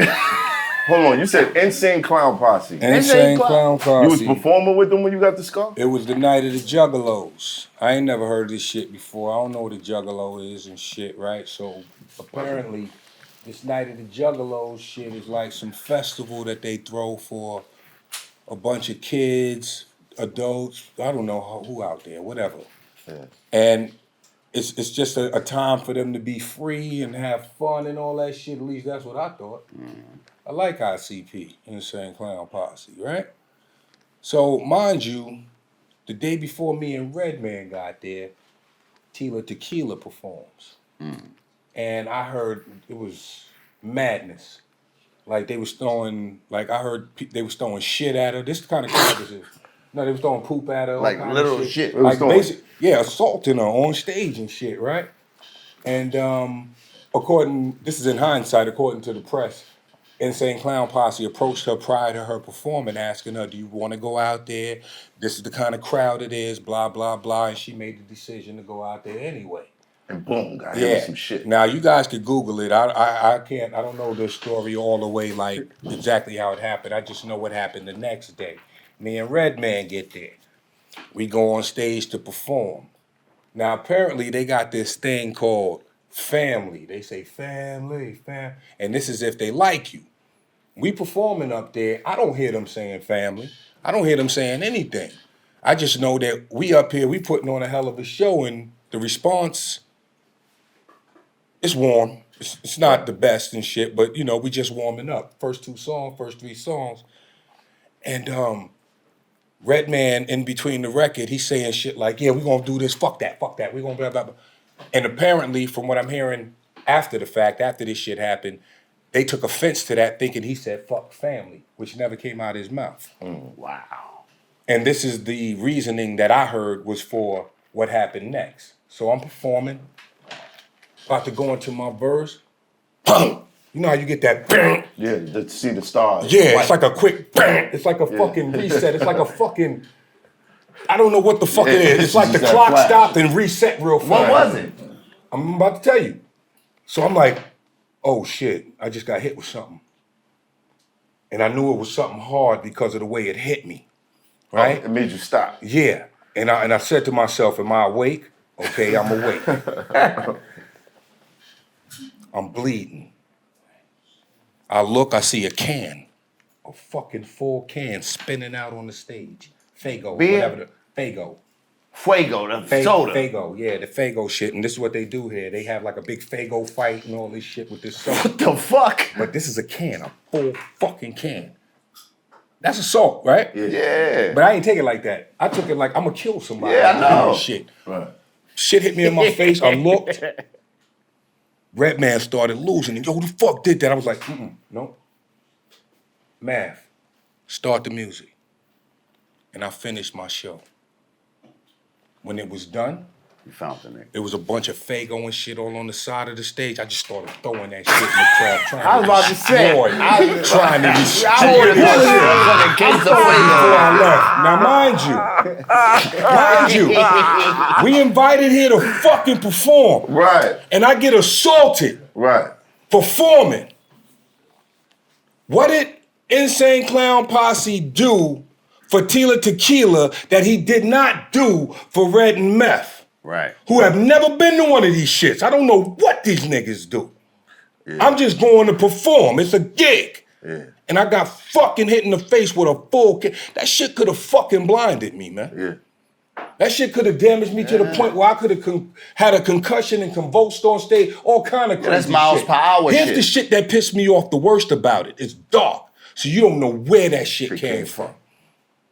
And nobody was owning up to that shit. Which is why you bulleted 40 of them shits into the crowd. If you I was trying my best to kill As you somebody. should have. You was humming them bitches. Again, still, I'm mad as fuck, but I'm composed. I got people with me. These niggas came with me. Insane Clown Posse came on that bus to apologize. But I had to ask, go get them niggas for me. Nobody was checking. I had to tell them, go get them niggas for me. Not my people, their peoples that was running the festival with them. Right. They came on my bus, apologetic, blah, blah, blah. They stood their ground. I ain't gonna lie. These niggas was... And I know my goons wanted to tear these niggas up. But I red lighted the whole shit because y'all with me. Right. Y'all gotta go home to y'all families. If y'all don't go home to y'all families, that's gonna be on me, right? So in that moment, I made a decision to say, nah, red light. After that, this shit done made the news. People making comments, all juggalo people now. Fucking nigger. Wow. Fuck you, monkey. Shouldn't have said fuck family. Now, the thing that bothered me the most was that Tech Nine, who performs with these dudes a lot, and I love Tech. Tech is dope. Right. He made a comment about, well, maybe they shouldn't have, well, I perform for the Juggalos all the time, it's always love. Maybe they shouldn't have said fuck family. And that shit hit me different. I wasn't mad at the brother, but I misunderstood. Like, you look like me, you me. We the same, regardless of who these people is. You know what I mean? I did not deserve to be hit in the face with this fucking can. Or to be verbally abused by people I have no fucking respect for anymore. And to hear you, somebody I respect, chime in and say something like that, I knew he didn't fully understand. So I waited until I ran into him and I explained it to him, like, we the same, brother. And to hear that shit was so disheartening to me, not because one, I'm a fan of yours, and two, you know who I am. I'm you me. And in that moment, I don't remember exactly what the fuck he said, but I knew there was an understanding there. And now I love that brother more than anything. Because I seen his heart as well as his mind and shit, and I knew that there was a misunderstanding there. Right. But I was able to build. I didn't lose my head in that moment where we could have killed these two niggas in this fucking tour bus. Like, really hurt them. Left them with something for the rest of their life. But I made a decision there not to do that. And I think a lot of the reason why that happened was so I could have that conversation with Tech Nine, and maybe he could view things a little bit differently through a different lens, especially when they might have love for ye, but not love for. They may have love for ye, but not love for thee. They may like you, but they may not respect your people. If I may say, I don't even think it was for the conversation with Tech. I would say it's for this moment right now, because don't crash out. And I'm not gonna co-sign any of my young guards crashing out because they with me and they gotta go home to their family. That's a lesson as an OG you could teach to these young boys. Right. You know, and there was so many different small ones in there. Me talking to my brother after it's over. I don't need to do it online yelling "fuck you" to the world. I could pull him to the side when I see him. But I knew I could do that because I know that he a smart nigga. A lot of these young guys are smart. We just don't. I mean, But I felt like he needed to hear that from me, regardless to how long it took before I saw him after that happened. I just knew that was fixated in my mind when I run into Tech Nine. I want to speak to him about this and see how he honestly feel about it. And I believe he agreed with me. Pretty much. I think he agreed with But me. you had top tier love for the art to finish that shit bleeding. Yeah. Yeah. Oh, Yeah, I like- told him. I told like- Red. I was like- like, he said, Just like that. I was like, Mav, start the music. And I looked at all them niggas. And we finished. Ain't nothing else come out that crowd, though. What's the They Yankee ain't throw Farm another team? motherfucking thing. Huh? he was on the Yankee Farm team like this. That came after the show. Once we were saying our goodbyes. And they'll tell you, anybody that was there could tell you, this is all the truth. A bunch of Fagos on the side of the stage. But they were in the bottles. The big bottles, the big gallon, the whatever, the 2 liter, whatever. 2 liters. 2 liters, One, right. Big 2 shit, liters. the big right. fucking shit. 2 liter shit. Big shit. Like this. Young. Fuck all this shit. Take all that. I respect you keeping composure. Yeah. And in the Juggalo's defense, a few of them spoke out in my favor and knew that shit was wrong. But the rest of them, fuck you, meth head, pill pop, whatever the fuck y'all doing out there that make y'all spaz like that. Be careful, man. Just be careful, man. That's You great. may not run into somebody as merciful as myself. For sure. Speaking of His Red, brother's in shape. yeah, definitely. That ain't even a factor. It's like you hurt somebody and they see their own blood. Anybody that can relate Yes. know what that's You like, lose man. it. Like, for real, other people would lose it. No, you finished the set bleeding. Yeah, I held that. I Like, held that because I that's- knew what my purpose of being there was for. I don't know what their purpose was or why someone would even do that shit. There's no reason to do that. I don't give a fuck what you thought I said. Nah. And if you're going to do it, come to the front, dude. Yeah, Are you more selective with the stages that you play now? I love everybody, man. But if I could pass on the show now, there are times where I was like, where? No, I'm gonna chill. I just did something there, or something like that, you know. Mm-hmm. Plus these acting roles are coming in, so that's pretty dope. I'm pretty good with that. So yeah.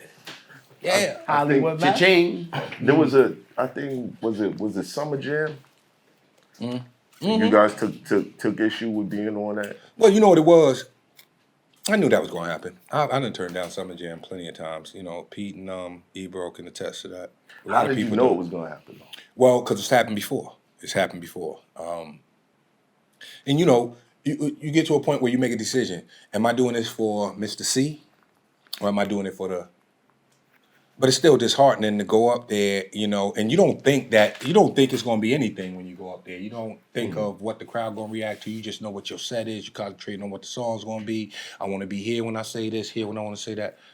And but during moments of the show, you start to see shit like people on their phones, you know, they ain't really paying attention. And it gets disheartening. It's like, all right, I know what this is.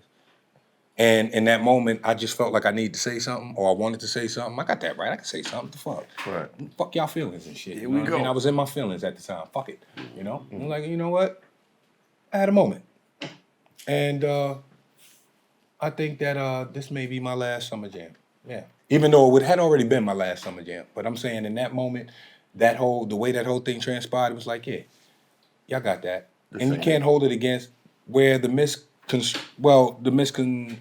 misunderstanding came when people thought I was mad at the crowd. Why would I be mad at the crowd for liking what they like? Sexy Red was on the fucking bill.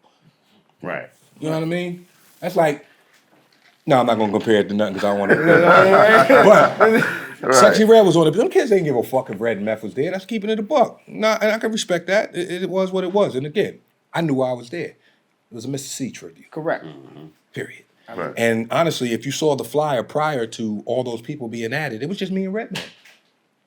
There wasn't anybody else. It was just me and Redman and then They a bunch of added- new artists. right. No, it was a bunch of new artists. And me and Redman, I'm looking at Ellis like, yeah, what's up with this shit? They was like, no, it's going to be a Def Jam thing. They just got to get other Def Jam artists. And I'm like, okay. Then it turned into some other shit. Then C passed, and that's what it turned into. Wow. But we was already locked in, regardless to what it was. We knew what it was going to be. Being in the game so long, having so many verses, having so many legendary verses, is there anybody in the game that you didn't work with that you want to work with or feel like you just want to just... And fuck all them now. But Get this movie money, niggas. I want to work with a lot of people. I don't want to name anyone. Again, I'm not going to name anyone, but there have been opportunities that I thought wouldn't happen that have come to light. And, you know, it's just, I always look at it as a moment to shine. And there's a reason why these people even ask or you know, make that leap to even step across that threshold and, you know, want to even fucking partake of any of your talent, you know? It takes a lot to do that shit sometimes because I don't like asking for shit. Right. Really. Right. So, yeah, it is what So, it is. so no names. So he not gonna tell us. Nah, I'm not going to say Jay. No, I'm not gonna saying. Yeah, I mean, not gonna. There we go. Don't say no names. I ain't Don't going to say name. Kendrick Cole. Nah, don't name none of them people, I ain't man. going to say A$AP Rocky. I ain't going na- to say none of them niggas. Don't name them people, brother. Like, Nas. Nobody gonna Don't say them name niggas. them I ain't gonna say Nas. Nobody gonna say Nas. Don't name them people. You know what I'm talking about? You ever Nobody want lost? to say Who is it? Showbiz and AG. Nobody want to say it. He said show and Showbiz and Wow, AG. that's Wow. I mean, I just did a joint with Diamond D. Shout out to And this Diamond is, D. and that's what I was referencing when I said, you know, you never know when you'll be blessed enough to work with some people that you admire or really want to work with. And he was one of them. Digging in the crates. Let's get it. Diamond D, D, man. yeah. Yeah, he's still digging too. I'm He gonna got tell you. some shit. Let me tell you. I was in Ohio with Diamond. Diamond went on the river with my friends. Niggas jumped in the canoe with no boats and a raft. Niggas was 4 hours late after everybody came back. Hold on, wait. He jumped in a Canoe with Yeah, no nah, boat. listen. What the fuck? Listen. Hold on. Listen, You jumped my in a stories is a little different. I so love look, that. We Expound out, more. we out in Ohio. It's still I love it's the that. Chappelle summer camp joint, right? Yo, we got Diamond out there with us, right? Now, Right. if you know Diamond, Diamond ain't like he not the hey, how you feeling kind of person. Right. Diamond, he'll fill you Reserved. out kind of person. You know what I'm saying? So while we was out there, Diamond was like, he don't know everybody, so he kind of like that. We go to the river. We going on the river. They got it on a raft. My man Nico. Shout out my man Nico here. Shout out to Nico. Shout out my man Nico. My man Nico, they was like giving people the oars and shit. My man Nico said, we don't need that. Get the fuck out of here. And Diamond was like, I'm getting on that one with these niggas. What's the mother, yo? Everybody went around the river, came back. I'm standing out there, it's me and this nigga Talib. We you like, didn't yo. go? I know, I went too. Me and my family. They was waiting on them We niggas. waiting on these niggas. Mm. Yo, hour passed. We panicked. 2 hours passed. We nervous in the motherfucker. They ain't had no paddle. They ain't had no no oars. paddle, no oars.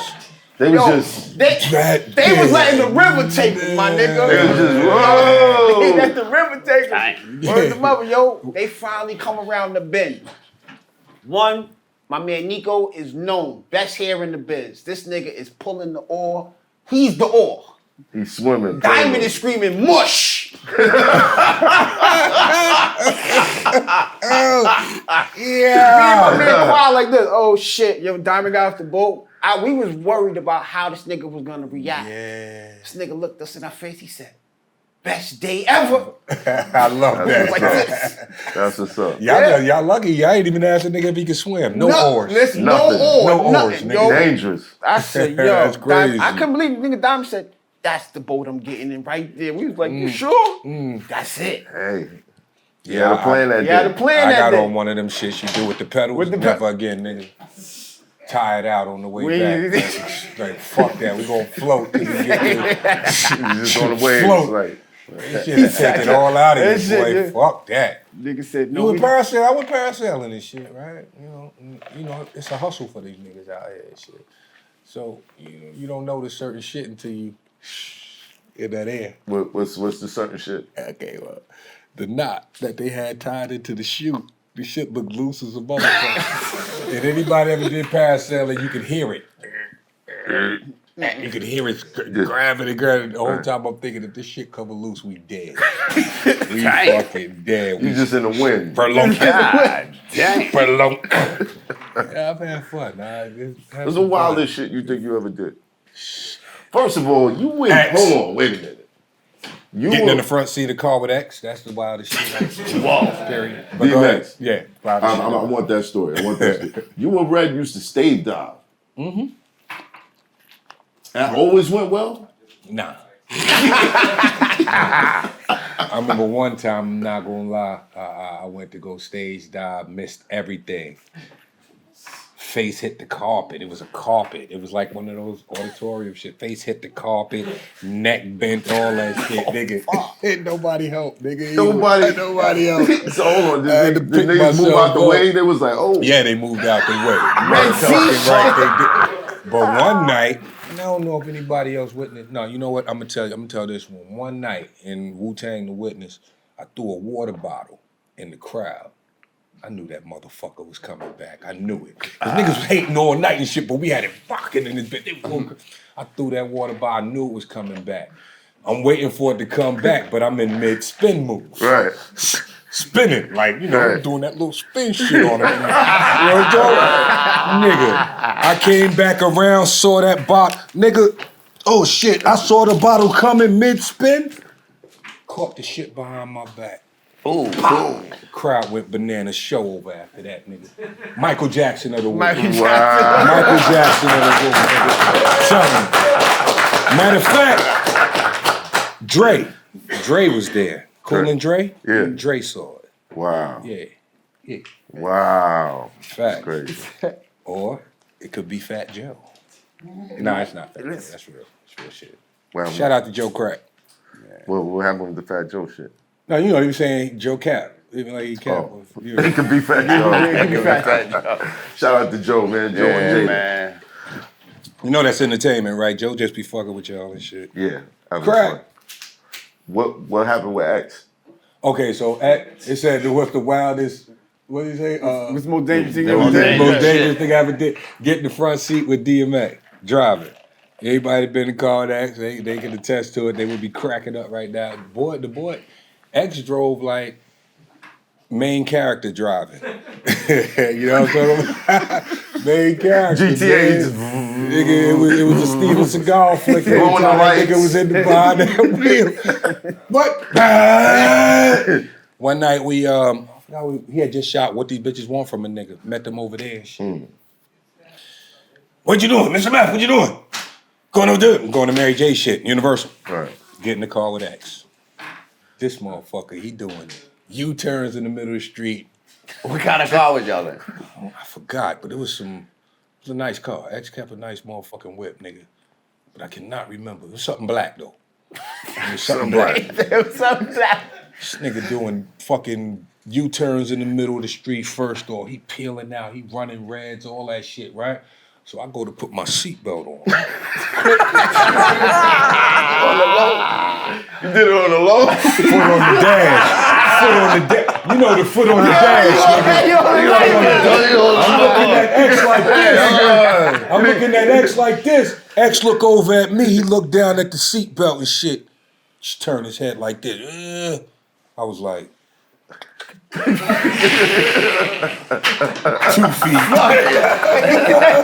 feet. Word. But the boy, he was a madman behind that wheel, man. Drove crazy as fuck. And, he used to, take me on adventures. One I remember most vividly is we was both at the Lamontrose. And he used to go in the center median. There's like grass, a big grassy field. He would have his dogs with him sometime and shit. But he loved these gas cars. He was out there racing. Nigga, I hear my phone ring. Muff! What up, dog? Yo, come downstairs. What you doing? I was like, I gotta go. No, you're not. Come downstairs. We're gonna go get these cars. Like, all right, fuck it. Get in the car, more wild driving. Now, when we get to the hobby shop, it's on the opposite side of the street. I already know what's coming. Big U-turn, nigga, right into the parking spot. Boom, boom, boom. Whoa. So we in the store. I don't want to keep the story long and shit. So we in the store. Somebody must have told them DMX in the store. A little kid running. Yo, you DMX. He was like, what's up, shorty? Want a car? These cars are like $1,000, by the way. Yeah, give him Bought gas. Shorty a Shit's crazy. car. Gave him the car. Shorty didn't even know what he was in there for after that. Took the car. DMX bought me a car. Boo, boo, boo. And there was a lot of this shit with X. X was the type of nigga where very aggressive, but his heart was big as fuck. Big as Yo, fuck, listen, Give man. you everything. Like, here, take it all. He used to be in Philly a lot too. I would see X a lot of Yeah. places. Like one day I was just out on 29th Street, nigga walking out somebody's crib, You eating know what food. it feel like to be a nigga that don't need much but have it all? It's crazy. Man. Yeah. Yeah. I remember going to Canada. Nigga was shooting. That was when he was shooting the first movie with Seagal. And I remember, shit, like I had never seen this part of Toronto before, or wherever the fuck. We was in Toronto, just like my first time in Canada. I remember driving like 45 minutes in this long ass road leading up to Exit the wounds. Exit Wounds. Yeah, the biggest house I ever seen in my life. In Canada. Okay. Shit was huge. Walked up in there, this shit had like a ice cream parlor, all kind of, and this was this nigga's crib while he was shooting this movie. Mind you, I've done a lot of fucking movies. Most I get is a fucking hotel room and shit and per diem. I'm just keeping it a buck, you know what I mean? This nigga had the big ass mansion. I remember we went to the club and I really saw like the scale of stardom. Oh, I saw it in real life. I saw it in real time. and Walking shit. with X. Yeah. You never felt that no other time? Yeah, I have, but not like that. Not on this scale. We was in a club, man, and I was invisible in this motherfucker. Invisible, man. And, you know, it was X. It was X time and shit. Wow. And it was like I'm watching him vicariously. Well, I'm living vicariously through him back to when it was my first time ever feeling that feeling. And I'm just seeing how he reacts to it. The nigga was way more comfortable than I was. Because X had already felt he was a star before he became one anyway. And he actually really was and shit. I learned that early. Survival of the Fittest. I wasn't on that tour with them. Redman had been out with them and all that shit. And I had not known that X was out there tearing it down every city. Every city. Every fucking tearing it down. So by the time we got to the Apollo, they was having certain people come through as guests. I came through and shit. I always liked the nigga from 5, 4, 3, 2, 1 and shit, yeah. you know? But I did not know It was like that. his at all. So we get there, shit is, you know, come on, do my 4, 3, 2, 1 shit. I'm feeling myself and shit. Stay out the door. What? He came What out the- there. if I get now, you in the mind you, cemetery, he's doing songs I ain't heard yet. I don't even think the album dropped yet. No. But these motherfuckers knew all the fucking words. I'm like, I need to turn my fucking radio back on or something. What am I missing here? Clue! What am I missing here? And again, that energy that they was giving to him, I felt the shit. And I don't know if it's possible to be happy for a person that you barely know like that, but being happy as fuck for this person that you, like, nigga, enjoy that shit. Revel in that shit. Yeah. I know that feel good. That type shit, you know what I That's mean? how we supposed to always feel. That's how we. Yeah. Yeah. I be man. mad at the world because of that. This is how we supposed to always feel, just like that. I agree. Envy is a motherfucker and shit, man. Especially if you feel like you should be in a position that another man is in.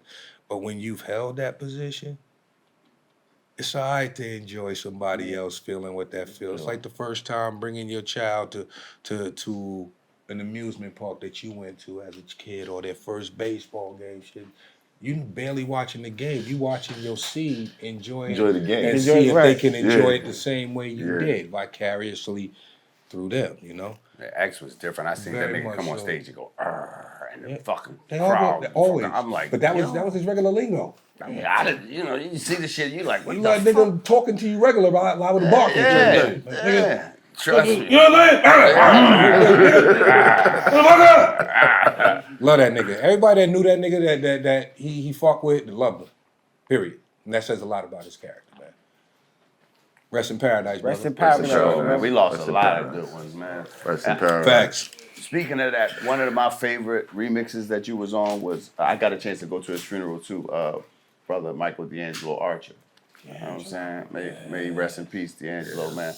What was he like, bro? D was cool. Like he was that cool nigga with the cigarette.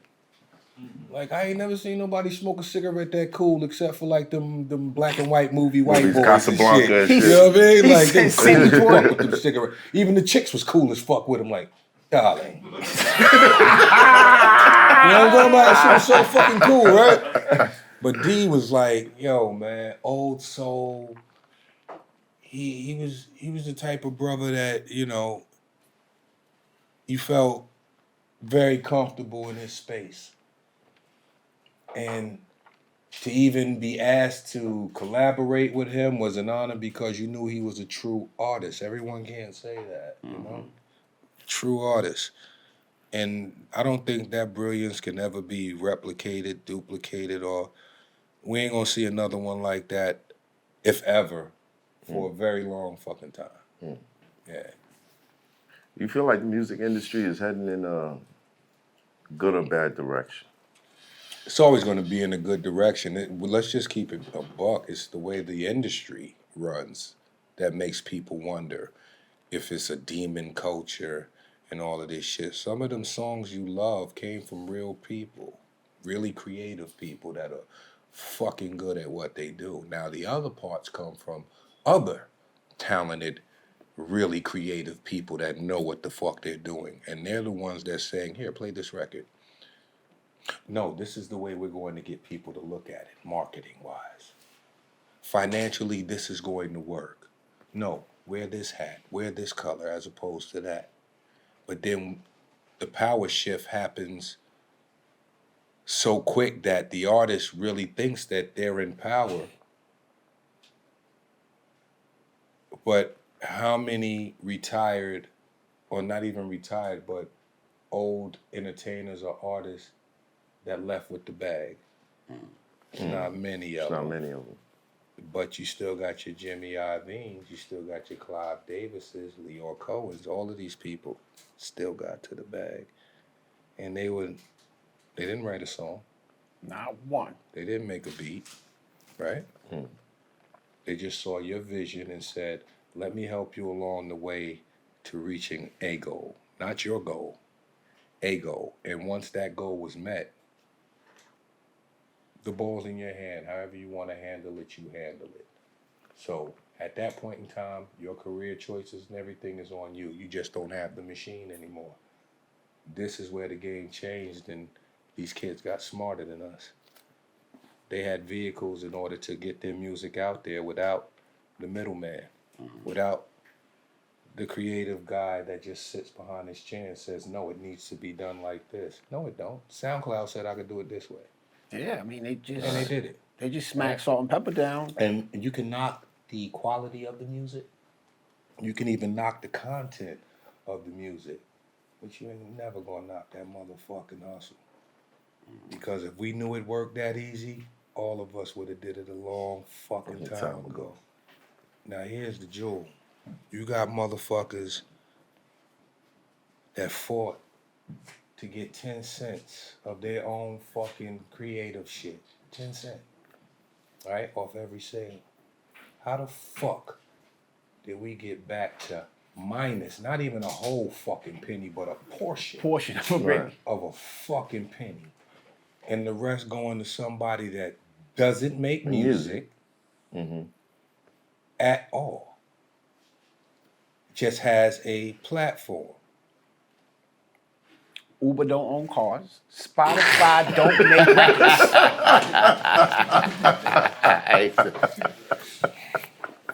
Fucking right. Spotify does right. not make. So you know where the threat lies now, Kai Sanat. So they're going to discourage us to not like this young man. Not because of what he has, because, you know, a lot of people will dislike him, but of how he did it. Without them. Cut the middleman out and show you how this machine works without them. Oh no, we can't tolerate that. We can't even keep the gate closed if they do that. These young niggas is smart as fuck. They just, it's like a nigga it's like a nigga, you got one nigga that can shoot really good and one nigga that can't. The nigga that can shoot really good, you need him next to you in close quarters. The one that can't shoot, he up on the hill and shit. He missing every motherfucking shot, but you don't want to put the gun in his hand close to you because he might shoot you. He might shoot you. Period. Nigga, I'm talking like an unk in this motherfucker. God, Yeah, you know, you jumping through, man. Hey. What it is, man. My sons don't hear me talk like this, though. Yeah, sometimes I forget a lot of shit I say. Probably because I be bullshit. Yo, what's it like to have Method Man as your dad? Like, It's just like having a pops for real. He just Method Man when y'all see him. Right. right. He just always been my pops. So you be like, look at these niggas on my dad dick. I understand people was giving him his flowers, but when I do see people like really meet Rod, I'm like, yo, son, like I tap joint, like, you see your man. Like, cool out, bro. I feel like my kids do that shit to me. Yeah. People stop me and they be like, okay, dad. that I'm part. somebody. Like, I can't be somebody. I Shit. give my kids a lot of credit. They've always been cool about that shit and the spotlight, you know. It's like I didn't really have to keep them away from it and shit. It kind of just was ingrained in them. And when they time come, they ready. Like I said, he bar out, you know. He put me on the shit, different records and shit like that. He put me on the Schoolboy, all right? He put me on the Mob, ASAP Mob. Put me on the Pro Era. A lot of people, you know. He got a very nice hip hop palette. I fucks with my son on that shit for real. Who's some of the new niggas that you listen to? That was most of them right there and shit. You know, I like J.I.D. That motherfucker there, he different. He's different. dangerous. He's different. He dangerous. Yeah. There's a lot of new torch bearers, you know. I wish Vince Staples would make some more music. I love Vince. Vince is different, boy. I love it. His brain is crisp. Yeah, he crispy. He crisp like a motherfucker. I at least 120, 125 IQ. Easily. Oh, Yeah. you know, Easily. You know what's fun? Let me see this one right here. This would be good for me. Who your top 5? Don't fall for it, Yeah, nah, Donnie. who- Whoa. This is a whole new era. Nah, He's but not that gonna have my top nigga, they five. live in the I comments, know. though. I don't want they? to wait. Who's your top 5? There's no wrong. Don't let anybody tell you. You No see the wrong. face? He said, "Ooh, I want to do this." Inspect you can't the deck, name him. Inspect the deck. Inspect the deck. Inspect the deck. I'm telling you. Don't it? He said Don't they fall dead for it, from. Lord. Go ahead. I'm sorry. Go ahead, Lord. My bad. My bad. Off from 5. No order. You don't gotta have order. Dialon.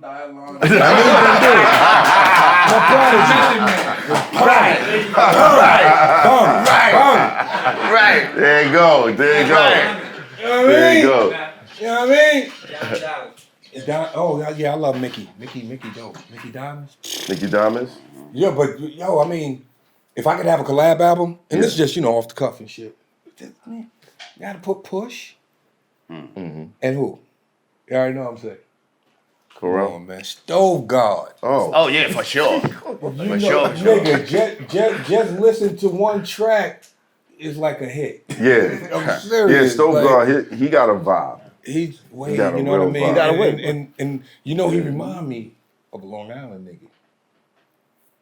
He from Syracuse though, right? Right. Yeah, he Yeah, was but he there. reminds me of a Long Island nigga, the way he talk, just his whole swagger, the cleanness and all that. It just Right. reminds me of a Long Island nigga and shit. And Rock, plus, Rock Rock Marciano. Marciano, yeah. Come on, Pimpstead, that. Rock been fly.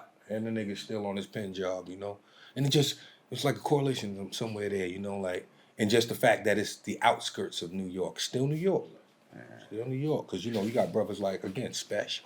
You know what I mean? yeah, sure. He rap his 38, crazy. Come on, he rap his fucking town. Conway. Rochester, you heard? There's a lot of talent out there. Though. Yeah, but it's like these are places people don't really take into consideration and shit. Even Mount Vernon had to fight for their respect back in the day and shit. But Heavy D, Pete Rock, and them niggas held it down. And it's like embrace.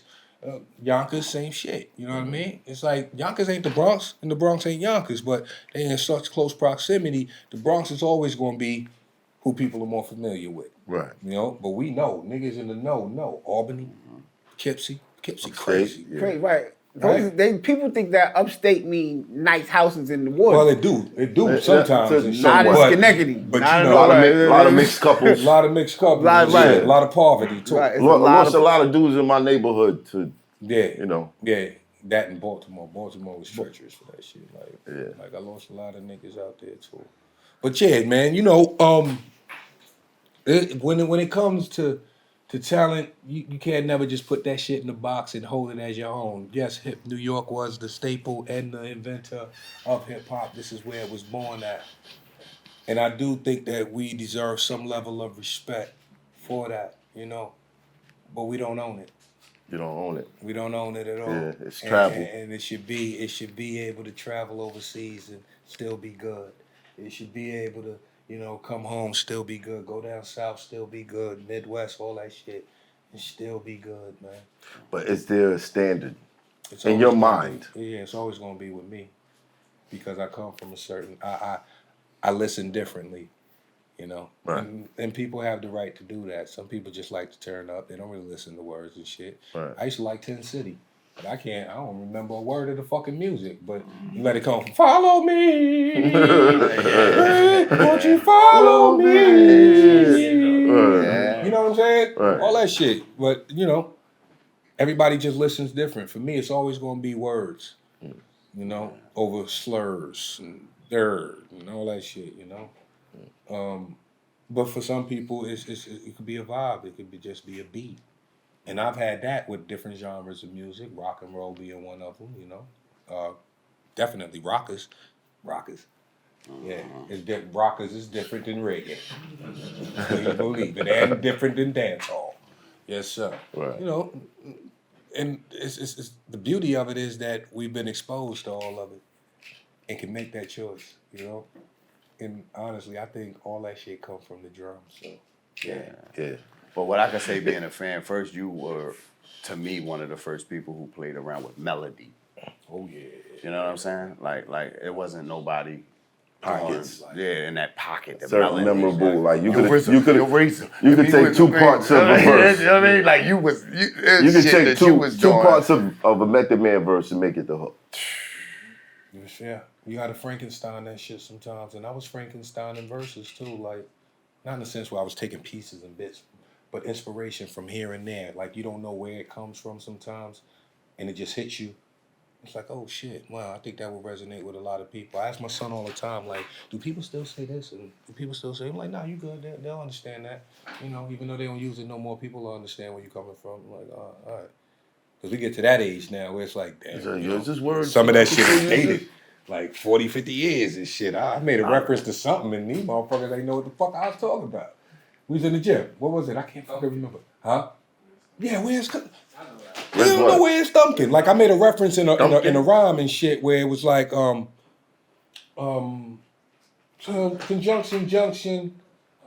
conjunction, junction, look who stepped in the function. When the kids get out of hand, here I am, like, where is Thumpkin? And niggas ain't know what that reference meant. And I'm like, y'all didn't do that shit. Where is Pointer? Where is Pointer? Here I am. Oh, Here that's I right. am. And they Right. said, and they used to, when they got to the thumb, it was, where is Thumpkin? Where is Thumpkin? Here I am. So when I put that in the rhyme, it was like, conjunction, look who stepped in the function. When the kids get out of hand, here I am. Like, where is Thumpkin? I'm like, what the fuck that mean? He's like, God It's damn. like, And it hurt me because it's such a dope fucking line if you yeah, think because about if it. you think Yeah. kids got out of hand, here I I ain't gonna am. lie. Like, where was Thumpkin. If Yeah. my daughter one Bars. time said something to me, and at this moment, that line right there, I understood what she meant. I was listening to Big, and she said, "Oh, this is that good dad rock."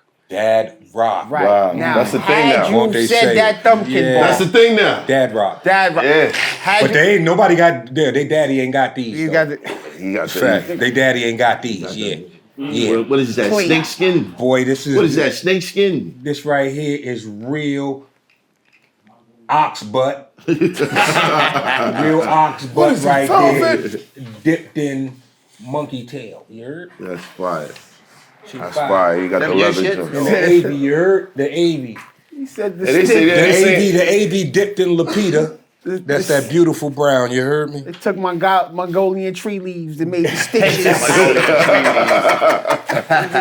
Now we use that for toothpaste, brother. We brush our teeth with that. But I even Word. Speaking of coming of age, the final chamber. Is it really the last tour for Wu-Tang? It's either that or the best marketing ever. There it is. Go get your tickets. I'm Go gonna get say your it again tickets. though, because RZA's a genius. Of course, we all figured that out a long time ago. And to get all the guys back together and to monetize a tour to the point where it's like, what kind of spin could you put on it to put asses in seats and shit? We have a legacy, and the motherfucker, he killed it. He was like, you call it the final tour.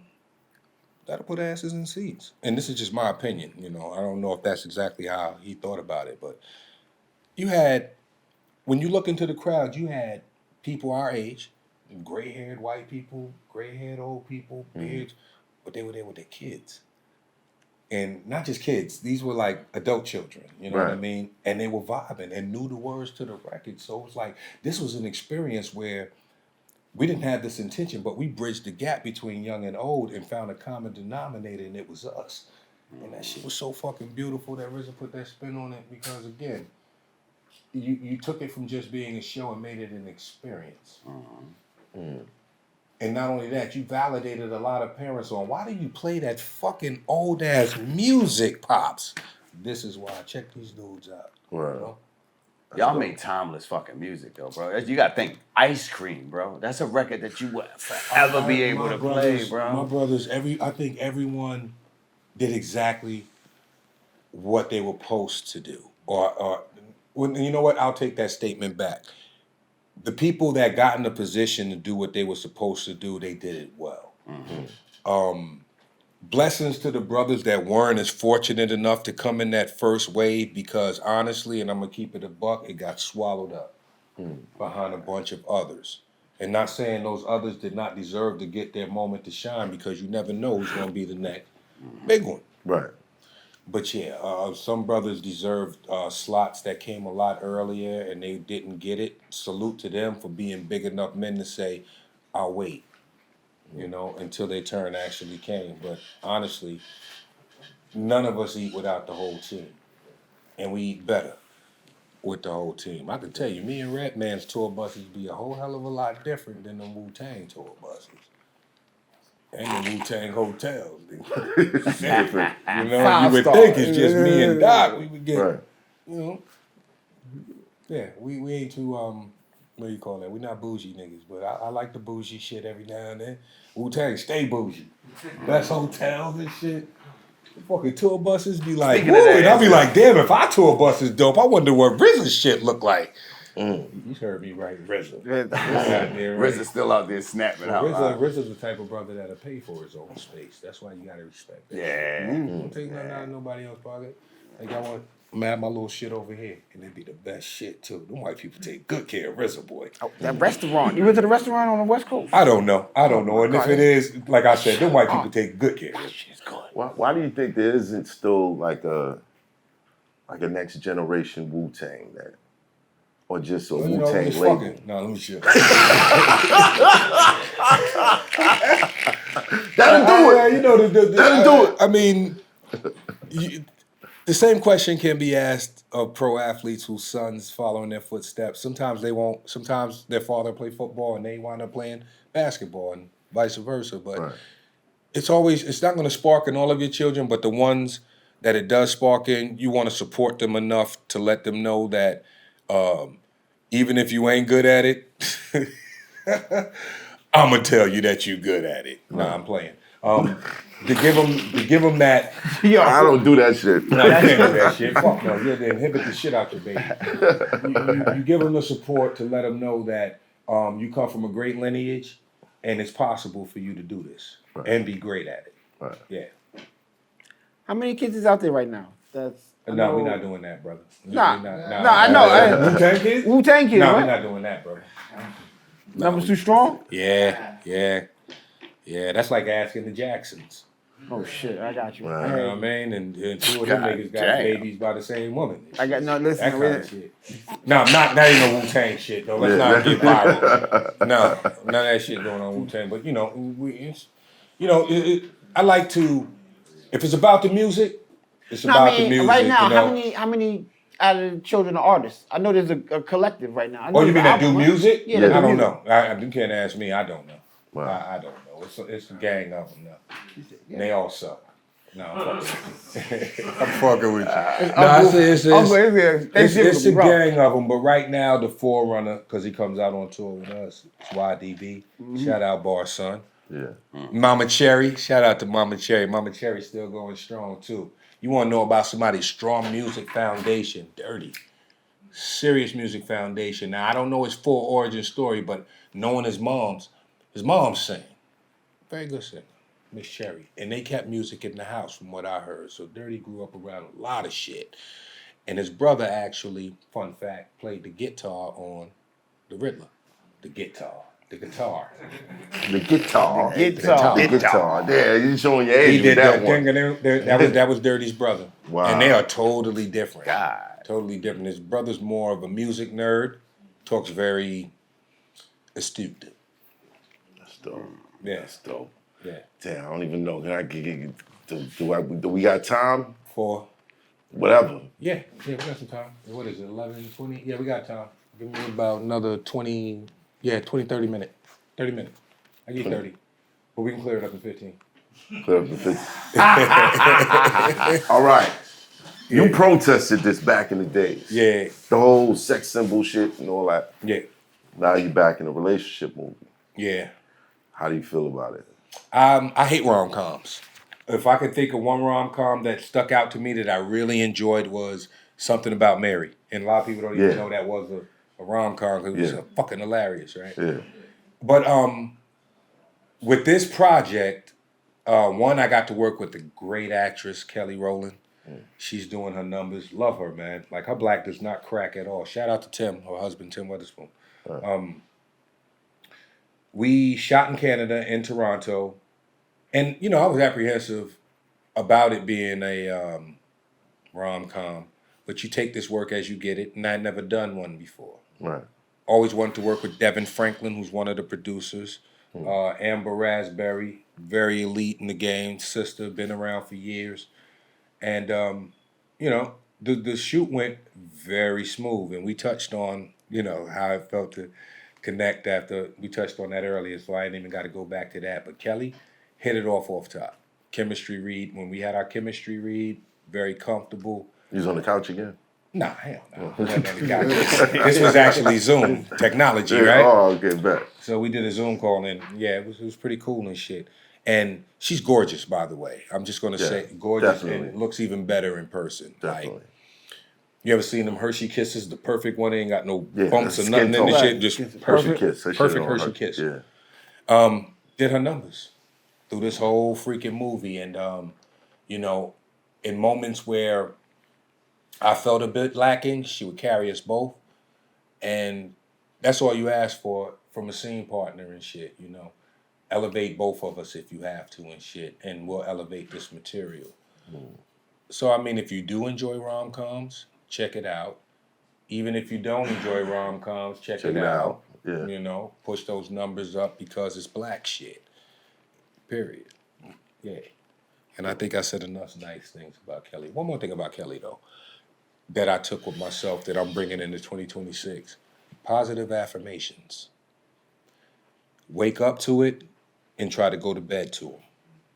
You know what I'm saying? And she uses these all day, so she won't speak about herself in the negative at all. It's not if. It is I will, or, things of that nature. So my positive affirmation I've used before, and I've said it before. My positive affirmation in the morning is, I hope today is better than yesterday, and tomorrow even better. My affirmation before I go to rest, I don't know because I'll be knocked out already and shit. But I'm going to figure it out, and when I do, that will become my new mantra. But yeah, positive affirmations, man, it means a lot. Because some people go days and don't even think about this without even hearing a genuine I love you. And that goes a long fucking way, right? Damn. Yeah, yeah. How you feel about all these rappers doing podcasts now? Go for it. There's money there. But you know, the market gets flooded every time and shit. Yeah. Right? If something new come out and everybody does it and shit. For example, Das Effects, Higgity Higgity. How many people in the 90s came out with the hit? No, Fushnickers was, Chip Food was different. Yeah. He wasn't no Shout out Higgity Chip Higgity. They Still was, trying to get you on the platform. Chip, come through, Yeah. Chip. Well, Facts. You fucking legend. Legendary status. Salute to you, brother, and the Fushnickers for sure. But, I mean, people find something, they love it, and next thing you know, everybody else doing it. Right. Skinny jeans. Yeah, and it's like, next thing you He know, said skinny jeans. everybody want to jump on it. Now, the shit that bothers me, real quick, and this is a little, how come everybody acting like they ain't never wore the beef and broccolis outside New York? People acting like, I've seen people outside New York. facts. They acting like them shits is the I've seen the ugliest shit. funkiest colors outside of New York. All right, thank Okay. you. They I be want some having more- the shit that we Yeah, won't wear. Won't wear. Period. And they be Crazy proud. shit. They think Right. that Nelly started Nah, Air son. Force Ones, man. Why started y'all Air listening Force? to I this? seen some white Timberlands. All right, like, well, you know what what? the fuck? In the club. Yeah, like, Y'all what can the- argue with your mama on this, but Tim's, that was DC first. Argue with your For mama. sure, for sure. Argue with your mama. New Balance too. Argue with your mama. Well, no, I'm gonna say Philly too. Philly Philly, is yeah? Philly. Oh, I Yeah, wouldn't yeah, know yeah, shit, yeah, but yeah, DC yeah, for yeah. sure. Philly. I like Philly niggas, man. Philly, y'all was rocking. Philly be rocking, nigga. Every time I went to Philly, we had to fight, nigga. Them Who, shows was different. who's a rapper that you feel like if they had a podcast, they should be like Hilarious? Yeah. Redman. Period. Fuck Doc. What? Yeah. Put Doc, yeah, let Doc do his shit. He had a little something more serious before. It was rocking for a minute and shit. But yeah, Redman, let him do it. I think Doc will kill that shit. And especially on the journey that he's on right now, the enlightenment that he's sharing it. That's one thing everybody don't do and shit. They want to hold that for themselves. He's sharing all that shit. And When you say he's not- enlightenment, what you mean? like his journey of just being who he knows he could be, the best version of himself. And he's sharing the information because if you go on his shit, a lot of his shit is, talking life experience. And when you going through this, that, and the third, and he's speaking from his own personal experience, he's not exactly telling people how to live, but he's saying, this is what worked for me. And everybody don't share that shit. This motherfucker jumping out of airplanes. You think you give a fuck about death, embarrassment, anything? At that point in time, you don't give a fuck about shit. And I love his fucking journey, like I said, man, because it takes a hell of a person to not just do it once, but over and over and over again. You know what he's doing in all actuality? He's putting his life in his own hands, literally, every time he does it. And what does it say every time he does it? Trust himself, to be safe, to get there safely. Have you done it? That's the jewel. No. No, I'm safe, right on the ground. I like to try that, man. I say it all the time and shit. If I What? fall off, I'm Jump good. out of plane. I ain't really that far from the ground, nigga. Jump out of plane. In my head, I'm a But this is action, nigga. Let's get it. I mean, people love to challenge the inevitable. I love that for y'all. Yeah. This shit. But it's gonna come. You ain't got to rush it. I ain't fucking around. I'm cool. You gonna be great-great-grandpa math. Yeah, but in the meantime, they gonna be like, yo, you know to make math did that. He got him. I mean, it's Like that. I mean, shit. it's a flex, but shit, I'm past flexes now and shit. It's like I flex too hard in the morning, I might pull something. Yeah. You still on your workout shit, heavy? Absolutely. We did shoulders today. Yeah. Fucking hurt myself. Like right now, I'm in pain. Right now? Well, it started on this side of my back. And then the motherfucker moved over to here. Now this is just lit. This shit been lit for like 2 days now, nigga. Bad. Wasn't lifting weights though. Putting away the tree. Putting away the tree. Yeah. Damn. Damn, how big was the fucking tree? It don't break down. It wasn't. It was broke. See, here's the thing. We had a duffel. We put the motherfucker in. You know what I mean? Stuffing that motherfucker in there and shit, and stood up too fast. What was you doing? It's embarrassing, man. But it is what it is. He told me Nah, what he he was doing. taking too long. He was there. He was just taking too long. And I was like, fuck it, I'll do it myself. I'm like, fuck it, I'll do it myself. Bad move. And I dragged that motherfucker into the garage by myself. In pain. In pain. Patience. Yeah. As a lesson of patience. Yeah. We were talking about that, right? It's like, you got time, don't you? Because he be hitting that accelerator. I'm like, what are we doing? Yeah. What are we doing? Where are we rushing Yeah, to? my son got a heavy foot too. I'm saying, no. At the end of the day, where are we rushing to? We still gonna get there, right? Right. Okay, let's relax. You be hitting him with the DMX, like. I ain't that bad. Like I said again, and I stand on this. Coolest motherfucker ever. Right. Like, I love hanging out with this nigga. That's my man's right there. He cool as fuck. And you know, those life lessons. The reason why I can tell him shit like that, because he listens. He listens. You know, he a knowledge seed. I love that about him. He told you to have patience after he pulled the muscles in his back, dragging the shit. I just want you to hear the story I heard. This is When it happened, it was like, damn it, nigga, you ain't take your time. He was like, this That's is a what lesson happened. for you. You ain't take your time. You're supposed to bend at the knees, old man. I love these conversations. Yeah. I feel like urban media, or what they call urban media, hip hop media, it gets real gossipy. It gets real. Every headline has to be negative. Yeah. You know what I mean? And sitting down having these genuine conversations. I mean, we talking about toys we played with when we was kids. That's like, the no, it should be the no. you know what I'm saying? Yeah. That's some different shit. So if you appreciate these conversations, hit the like, hit the share, you know, do what you do. Support the brother. He got relationship goals coming out. Relationship goals. I did The Hour from Detroit. That should be coming as well. Poetic License with the Apatows. Maud Apatow directed. Judd's daughter directed it, and Leslie Mann is the lead in it, her mom. So that's pretty dope. We still gotta get you in that cable situation. Hey. Still gotta get you in that cable. Well, we trying to get at CBS, NBC, and ABC. You know what I mean? CBS is what is that? Canceling black shows? CBS? I think they got rid of them already. Yeah, canceling black shows. NBC is no black channel. Not what is it? Non-black channel? Damn. Something like that. It used to ABC be- is what? NBC used to be nothing but Cosby. Now it's no black. Yeah. It used to be nothing but Cosby.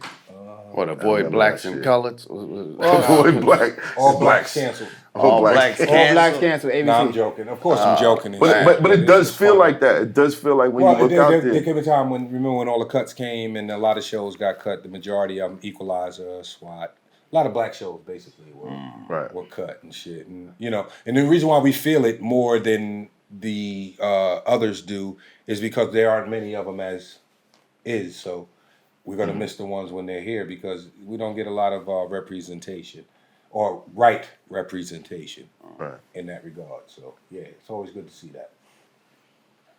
I think web series need to come back. Yeah. Yo, it's my big bro, man. Give it up for my man Method Man. Thank you, bro. Thank you, brother. Thank you. Shout out Joe Budden.